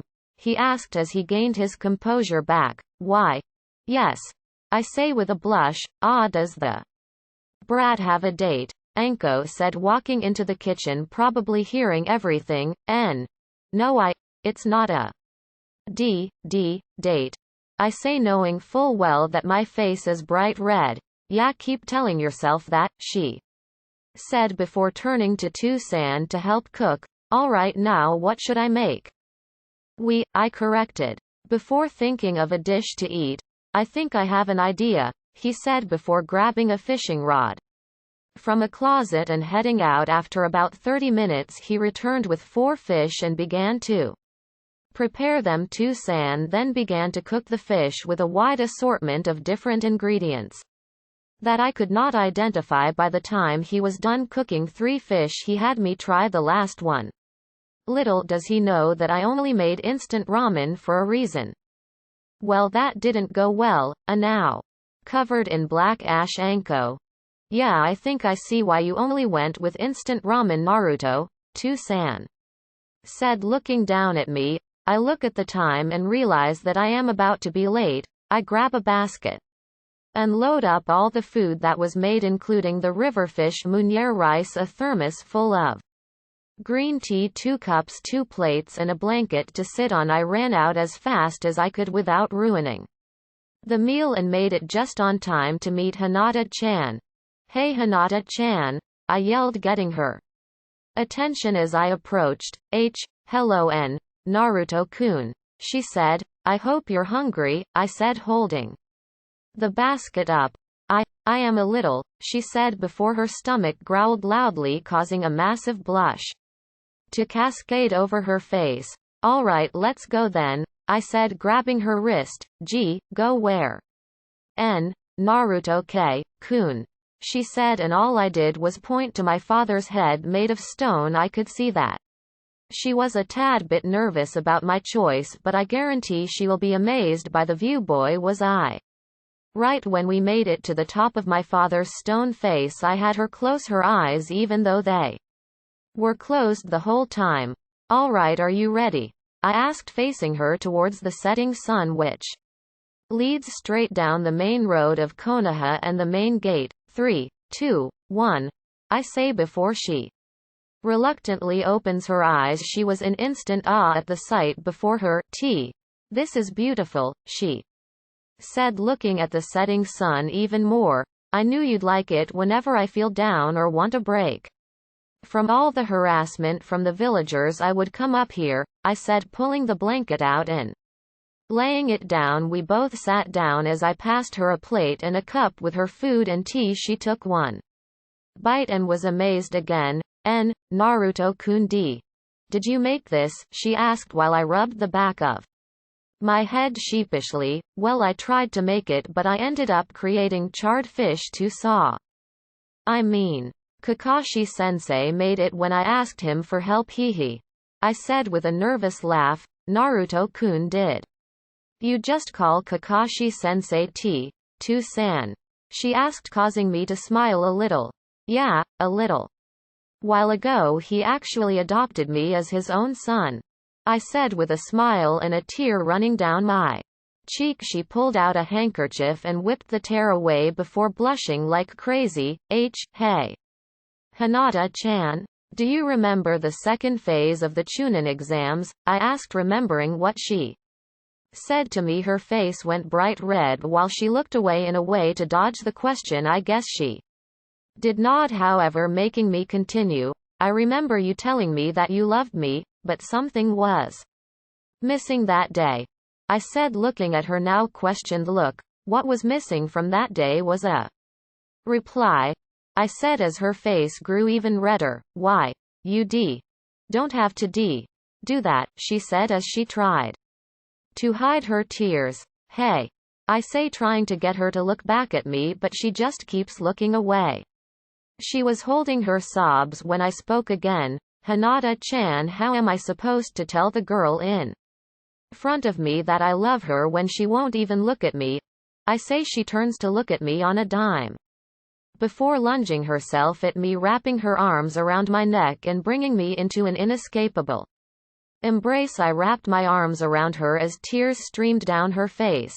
I am sorry for not telling you sooner with the trip and all coming up, I said, holding her more tight. Maybe I could go with you, she said, nuzzling her face into the crook of my neck. I don't think that will be possible.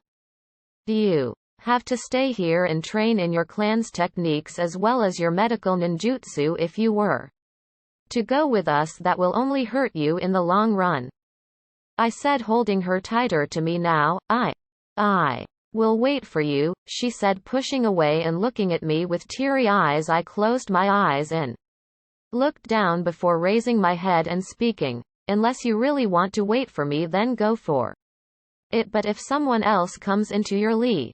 I couldn't finish as I felt something pressed against my lips. I opened my eyes to see that Hinata is extremely close, and that's when I finally realize what is happening. She is kissing me, I thought, before melting into it. She backs away before speaking again. I will wait for you, Naruto-kun, she said with a million-watt smile. Thank you, Hinata-chan, I said as we continued our meal and laughed as we reminisced about past events. The next day comes around and I am standing at the front gate waiting for Pervy Sage to get here when three familiar faces walk up. To Sanba-chan. Hinata-chan, I stutter out, seeing her. This will be the last time I see her in 3 years. This is gonna suck, I thought. Hey to-san, if you and Anko-san do end up getting married, I will hunt you down if you have a ceremony without me, I say, with a smile causing the man to blush through his mask again. Really? Ba-chan questioned, looking at the flustered Junin with a devious smile. I understood, he says, slouching in embarrassment. Well, I don't see your boyfriend either, Ba-chan, I said, smiling at her, causing her to become flustered as well. So you do like Pervy Sage, I said, smiling. Oh shut it, brat, I don't see you with anyone, she shot back, causing me to smile and grab Hinata's hand, and smiling, Hinata let out an eep. Still not used to the affection. How was the fish? Tusan said, looking at Hinata. It was very delicious, Kakashi-sensei, she said, bowing. Damn brat, Ba-chan said, crossing her arms and pouting. Before anything else was said, Pervy Sage arrived and was ready to leave. Alright brat, you ready? He asked. I couldn't leave without saying goodbye to Hinata-chan yet, so I walked over to her and took her hands in mine. Well, I said, not knowing how to word this. Good luck, Naruto-kun, she said with a bright smile and a tear in her eye. I'll be back before you know it, I say with a smile of my own. We look into each other's eyes for a second before we both lean in, connecting for a short and sweet kiss. I love you, Naruto-kun, she said as I was walking away with Pervy Sage. I love you, Hinata-chan. And with that we were gone from the village, and in 3 years I will return to my Hinata-heim's arms. Chapter 33. Years later. Hey Pervy Sage, where are we heading now? I ask, looking at the man who has been with me for the past 3 years. Home, was all he said, and without hesitation I jumped for joy. Yata Hinata-heim, I am coming, I yelled before running towards Konoha. I stopped, realizing a major problem with me running ahead. Pervy Sage, where are we? With that, the older man laughed at me before pointing towards what I presume is home, and we are off. Timeskip. I stepped inside the gates that guarded me all those years ago and saw Kotetsu and Azumo sleeping in the guard's post. I walked over to them and yelled, waking the duo. You know, if one of you is gonna Sleep. The other should stay up at that time, I say, causing them to jump, look between each other, and in unison they spoke. Kotetsu, Azumo, you weren't supposed to fall asleep. Pervy Sage and I started dying before they got a good look at me. Whoa, is that you, Naruto? They asked, which I gave off a million-watt smile. Yup, I am back and ready for anything, I said before Pervy Sage chipped into the conversation. I was now wearing a navy blue long-sleeve undershirt with matching pants and black shinobi sandals. I also wore a small gourd of sand on my left hip and my kunai pouches on my right thigh, and on my back right side of my waist I wore my haitate around my forehead and with the same navy-colored cloth. Note, everyone else looks the same. Well, I would hate to break up the reunions, but we have to go report to Hokage-sama, he said, bowing before heading off. Hey, wait for me, I yelled, chasing after him. When I do though, I run into someone as both of us crash to the ground. Sorry about that, I say, standing and looking at the person I just ran into. Hinata. Sorry, no one can call me that, X, she said before I enveloped her with my arms, bringing her close. Eep escaped her mouth before she opened her eyes. Naruto Kun, she said in surprise. She was completely frozen in shock that she didn't notice that Pervy Sage had said something. Shut it, you old pervert, I yelled, hearing what he said. Is that really you? She asked, and I nodded before I could do anything else. Her lips met mine for a second before she backed away. I've missed you, Naruto-kun, she said, blushing wildly. I've missed you as well, Hinata. Her smile grew as she heard me call her name again. All right, you can meet up after we visit Hokage-sama. We are in a bit of a hurry, he said. I am actually heading that way now to continue some more training, she said as she grabbed my hand and ran towards the tower, practically dragging me around. We arrived at the base of the tower before Hinata stopped. She turned to look at me only to see me battered and bruised. Sorry, Naruto-kun, she said with a faint blush on her face. It's alright, I heal fast, remember, I say with a cheesy smile. Pervy Sage passed us into the tower and we quickly caught up. I knocked on the door before entering, and when I did I saw Ba-chan, Shizune, Sakura-san and Ino-san. Well, all Ba-chan said as she saw the three of us enter her office. Naruto, both Ino and Sakura said before noticing Hinata and I's hands interlocked. When did that happen? The two yelled. You didn't tell them?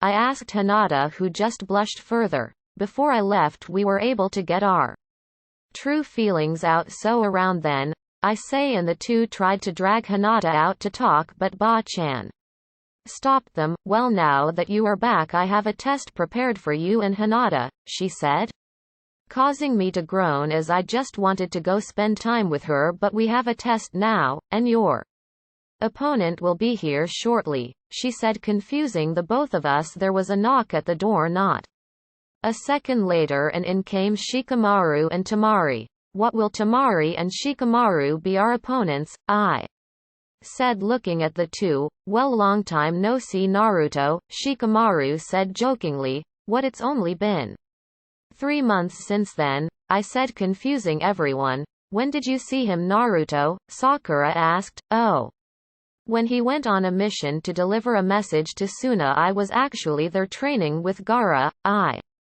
said as a bit of sand rose from a small gourd that hung at my waist. Where did that come from, and how can you do that? Temari asked, not knowing what was going on. Well, I have a unique Kekkei Genkai that allows me to copy any nature transformation Kekkei Genkai and mutational Kekkei Genkai. I said as a ball of wind, fire, water, lightning, earth, sand, wood and ice, each emitting from one of my 8 fingers. That's amazing, Ino said as she watched on, and you can use multiple elements at the same time separately. Ba-chan added in. Just how good is your chakra control anyway? Sakura asked. Curious, well that is the only thing I can do with them all, but I can use 2 elements at a time. No problems. Once I try to add a third it gets rough, I said before I felt a new presence outside the window to my left. Tou-san, I said as I ran over and looked out the window to see my adoptive father sitting there reading his filthy book. I still can't believe he reads those in public. Well, if it isn't Naruto, he said with a classic eye smile. Oh, I have a present for you, I said, reaching into one of my kunai pouches and pulling out a blue hardcover book. Is that? He never finished. As he opened the first page, an unreleased as of now copy of Pervy Sage's next book. Yes, it is, I said with a smile. I'll be back. I'll meet you at the training grounds we used all that time ago. At 5:30 inches, he said before running off. All right, 8:30 noted, I said, knowing how he will be. I hopped back into the window to see Tamari looking at me like she had a question. Yes, Tamari, I said to her, causing her to jump. It's just that did you get the magnet release from Gara? She asked. Yeah. I actually copied it at the Chunin exams all that time ago, I said, scratching the back of my head. Really, that long ago? She said, shocked. Well, I never was able to use it until I had Gara help me out with it a little while ago, I said, plopping down in a chair. All right, then Hinata, you do not have to train today as you have a date, I presume, Ba-chan said, causing me to smile and Hinata to blush. Hi Hokage-sama, she said as I took her hand and ran off. Naruto-kun, she yelled as I readied to yell back. I started to laugh before I stopped dead in my tracks. I felt a presence I have been dreading for about 3 years now. Hiyashi-sama, I said before Hinata could say anything. Her father rounded the corner just in time for him to see Hinata and I's hands interlocked. Hinata, would you care to explain? He said as I began to sweat slightly. Hi-to-sama, she said with a nervous face adorned on her face. We followed her father to the Hyuga compound until the guards halted me, forbidding my entry. That is, until Hiyashi overruled their decision allowing me entry into the compound. We reached his office and he urged me to take a seat, which I had done, and asked Hinata to go make some tea for the 3 of us also know, as he was gonna give me the talk every father of a young woman would do. Now then, he said as he looked away only to turn and sit with his Byakugan active. I am going to ask you a series of questions and there is no use lying as I can see your beating heart. I will see the fluctuations with my eyes when you lie. Are we understood? He said I did not want to be disrespectful and just nodded. Hi Hiyashi-sama, was all I said. First question, why were you holding my daughter's hand? He said. Okay, an easy one. Wait, not easy, I thought before giving off a sigh. I was holding her hand as we started talking a long time ago and I haven't seen her in a long time, I said, giving a somewhat vague answer. That's correct, you just got back from a training trip with Jiraiya-sama, haven't you? He asked. Hi Hiyashi-sama, I did, I replied. Now speaking of Jiraiya-sama, are you aware of his habits? I know what his habits are. Doesn't mean I am like him, though. Wait for just a second. Hi, I am fully aware of his habits and I am not a fan of them. They would always get in the way of my training, I say, hoping that answer would satisfy the Hyuga head. Now what are your intentions with my daughter? There is the all-important question. What are my intentions? He looked at me as I thought about my response and I found the perfect one. I see your daughter as the sun in my life. I have had nothing but storms in my life. No one cared if I were to drop dead on the streets. Hell, they even encouraged it at times. I see your daughter as the light that shines through the clouds, no matter how dark and stormy they are. So my intention with your daughter is to care for and cherish the one person who sees me as Naruto.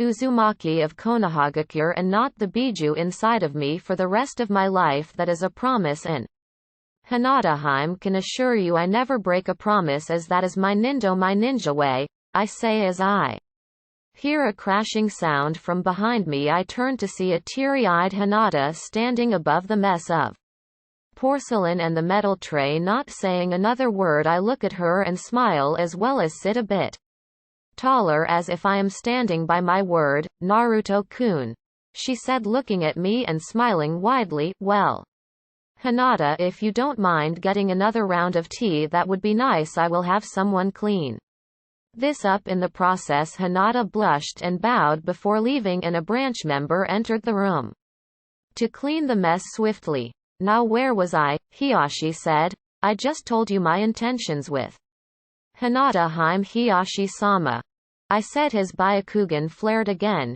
You will not refer to my daughter as Heim. It is Sama. She is above a commoner like yourself, and I demand you apologize for your insolence. Hiyashi said. You must know my parents. Hiyashi-sama, if you are calling me a commoner, I said before standing up and walking to a window that is perfectly facing the stone heads of the current and former Hokage, that, I say, pointing to Yondaimi's head, is my father, and my mother is the red-hot habanero Kushina Uzumaki. So I assure you, Hiyashi-sama, that I am no commoner. Impossible, he shouted. Shall I have Tsunade-sama do a DNA test, as she, along with Hinata and Kakashi Tusan, as he is now my adoptive father? He was stunned that my heart rate did not jump at all while saying this. Very well, we will have the test done, Hiyashi said, standing up. We made our way back to Ba-chan's office to talk to her about the test. When we arrived, she took a blood sample, and after some time, who would have thought that I told the truth? Well, Hiyashi-sama, he is the son of Minato Namikaze and Kushina Uzumaki. Ba-chan handed the results to the man, who was struck with a face of regret, as now that he thinks about it, the resemblance is uncanny. I am sorry for doubting you, Hiyashi spoke after a minute or two, accompanied by a bow in return. It is all right, Hiyashi-sama, it is not you who should be bowing. That would be my job, I say, confusing the clan head.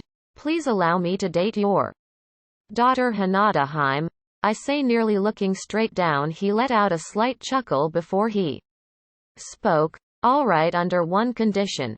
The Hyuga head spoke. Anything, I say, still bowing to the man. You are to uphold the agreement that Kushina-sama and my wife had, he said with a smile. Hinata and I looked at each other and shrugged our shoulders. We have an agreement that our firstborn children, if they were born of the opposite gender, would be wed as a union of the Uzumaki and the Hyuga clans. To say we were in a state of no cognitive function was an understatement. Married, Chapter 31. Naruto's POV. W. What do you mean married? I said, looking at the man. Well, the agreement stated that once both of you are 18 years of age or both reach the rank of chunin, then a wedding between the two of you shall be held. Hiyashi spoke. I looked over to Hinata, who was looking at her father, jaw open and a face covered in a red blush. When was this agreement made? I asked the Hyuga head. It was made once Hinata's mother and I became engaged, was all he said, still looking at Hinata. Her expression didn't change, however. She was not looking back at me. Well, Hinata-chan. What do you think? I asked as she tried to collect her thoughts. I don't like it, she said, stunning most people in the room. That is, till she spoke again. I don't want to marry Naruto-kun. Because of an agreement our mothers made, I want to marry him because he wanted to of his own free will. I want him to surprise me on a date by asking me to become his bride, Hinata said, barely stuttering. Hiyashi just nodded before turning to me. The notion still stands, however. If that is how you want your relationship to work, then so be it. I approve. Now I am pretty sure you have more business to take care of. No, he said as Tusan appeared behind him. Yo, he said as he waved to Hinata and me. Hey. I say sheepishly looking away from him, what did I miss? Is my mask crooked? He said, but then he muttered something that I didn't expect. Damn it, I told Anko not to fool around too much, he mumbled, but I picked up on it. Oh, how is my ka-san to be? I say with a smirk, causing the silver-haired Junin to jump a little. Fine, he said, turning around, ready for training. Good, he said before he shunshined away. Well, Hinata-chan, are you ready? I said, taking her hand. She nodded, and we made our way to Training Ground 7, slowly enjoying each other's company. To be honest, I thought you two were gonna skip. How slow you got here, Tsunade said as we entered the clearing. What did you expect? I asked, waiting for a response. I had a feeling you were gonna familiarize yourselves with each other's new assets, he said, causing me to blush wildly. Hinata looked confused. Naruto-kun, what does he mean? Hinata asked. Means. I stopped and glanced down towards her. Bree. No, eyes don't betray me now, I mentally screamed, causing the old fluffball to get riled up. Instantly catching where my eyes had drifted to, her face went redder than my own. Kakashi sensei, she said before she realized what book he was reading. Wait, why?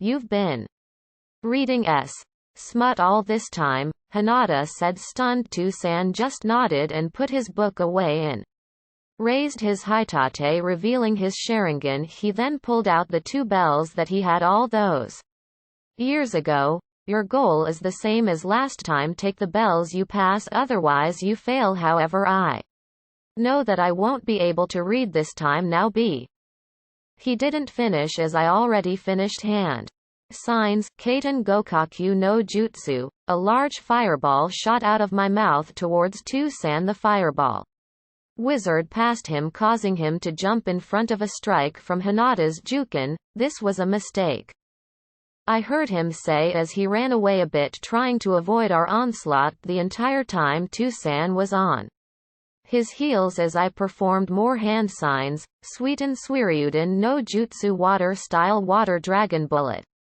Water rose from the atmosphere, causing Tsunade's eyes to widen. That's, I heard from above. After the jutsu ends, I look up to see Ba-chan and Pervy Sage watching. I was about to say something as I saw something sparking off into the distance, and in a second a dog made of lightning rushed me.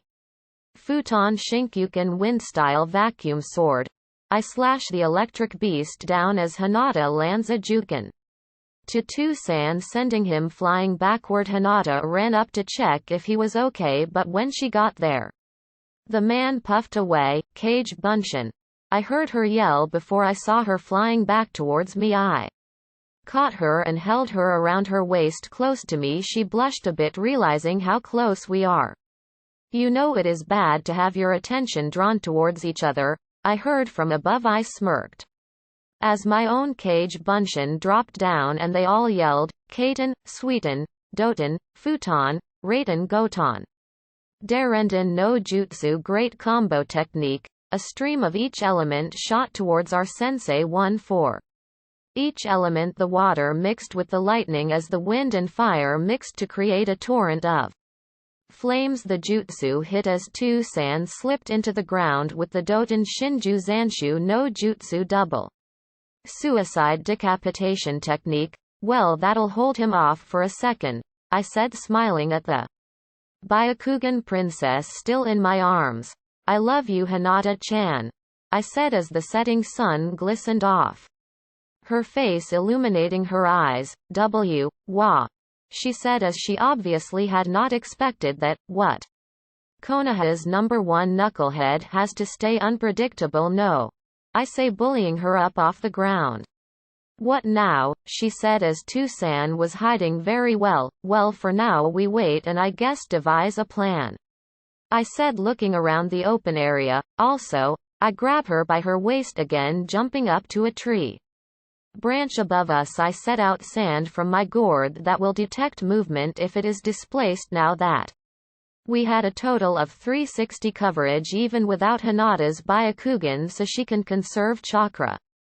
How do you plan on beating him, Naruto-kun? She asked as a devious plan popped into my head. I tell Hinata my idea, and although she doesn't like it, she thought it was funny and could work. After about 2 hours my sand had been displaced by someone. I recalled all of my sand into my gourd, and as I did that, Tsunade appeared in front of us. Well, look at what we have here, he said as Hinata rested in my arms. I am disappointed in you. I thought you would do better, Tsunade said, which did hurt a little, but that's because he has no idea what is planned for him. With my hidden right hand I go through single hand signs, and pieces of wood splinter out of my hand into the ground. The tree roots emitting from my hand slivered their way through the rough earth right under Tsunade's feet. Right when he was about to step forward, the roots broke through the surface of the earth, capturing the man where he stood. Hinata sprung up and grabbed the 2 bells from Tsunade's belt and tossed me one. Well, that just happened, he said as the roots retreated back into my hand. Well, we had a plan to ruin the ending of the new book I gave you, but Hinata-chan liked this plan better. You should thank her, I said with a smile as he sheepishly thanked her, to which she giggled and said it was no problem at all. As we walked away from the training ground, I walked with Hinata-chan towards Ichiraku's and had my favorite ramen. We decided that we would have a walk in the park afterward.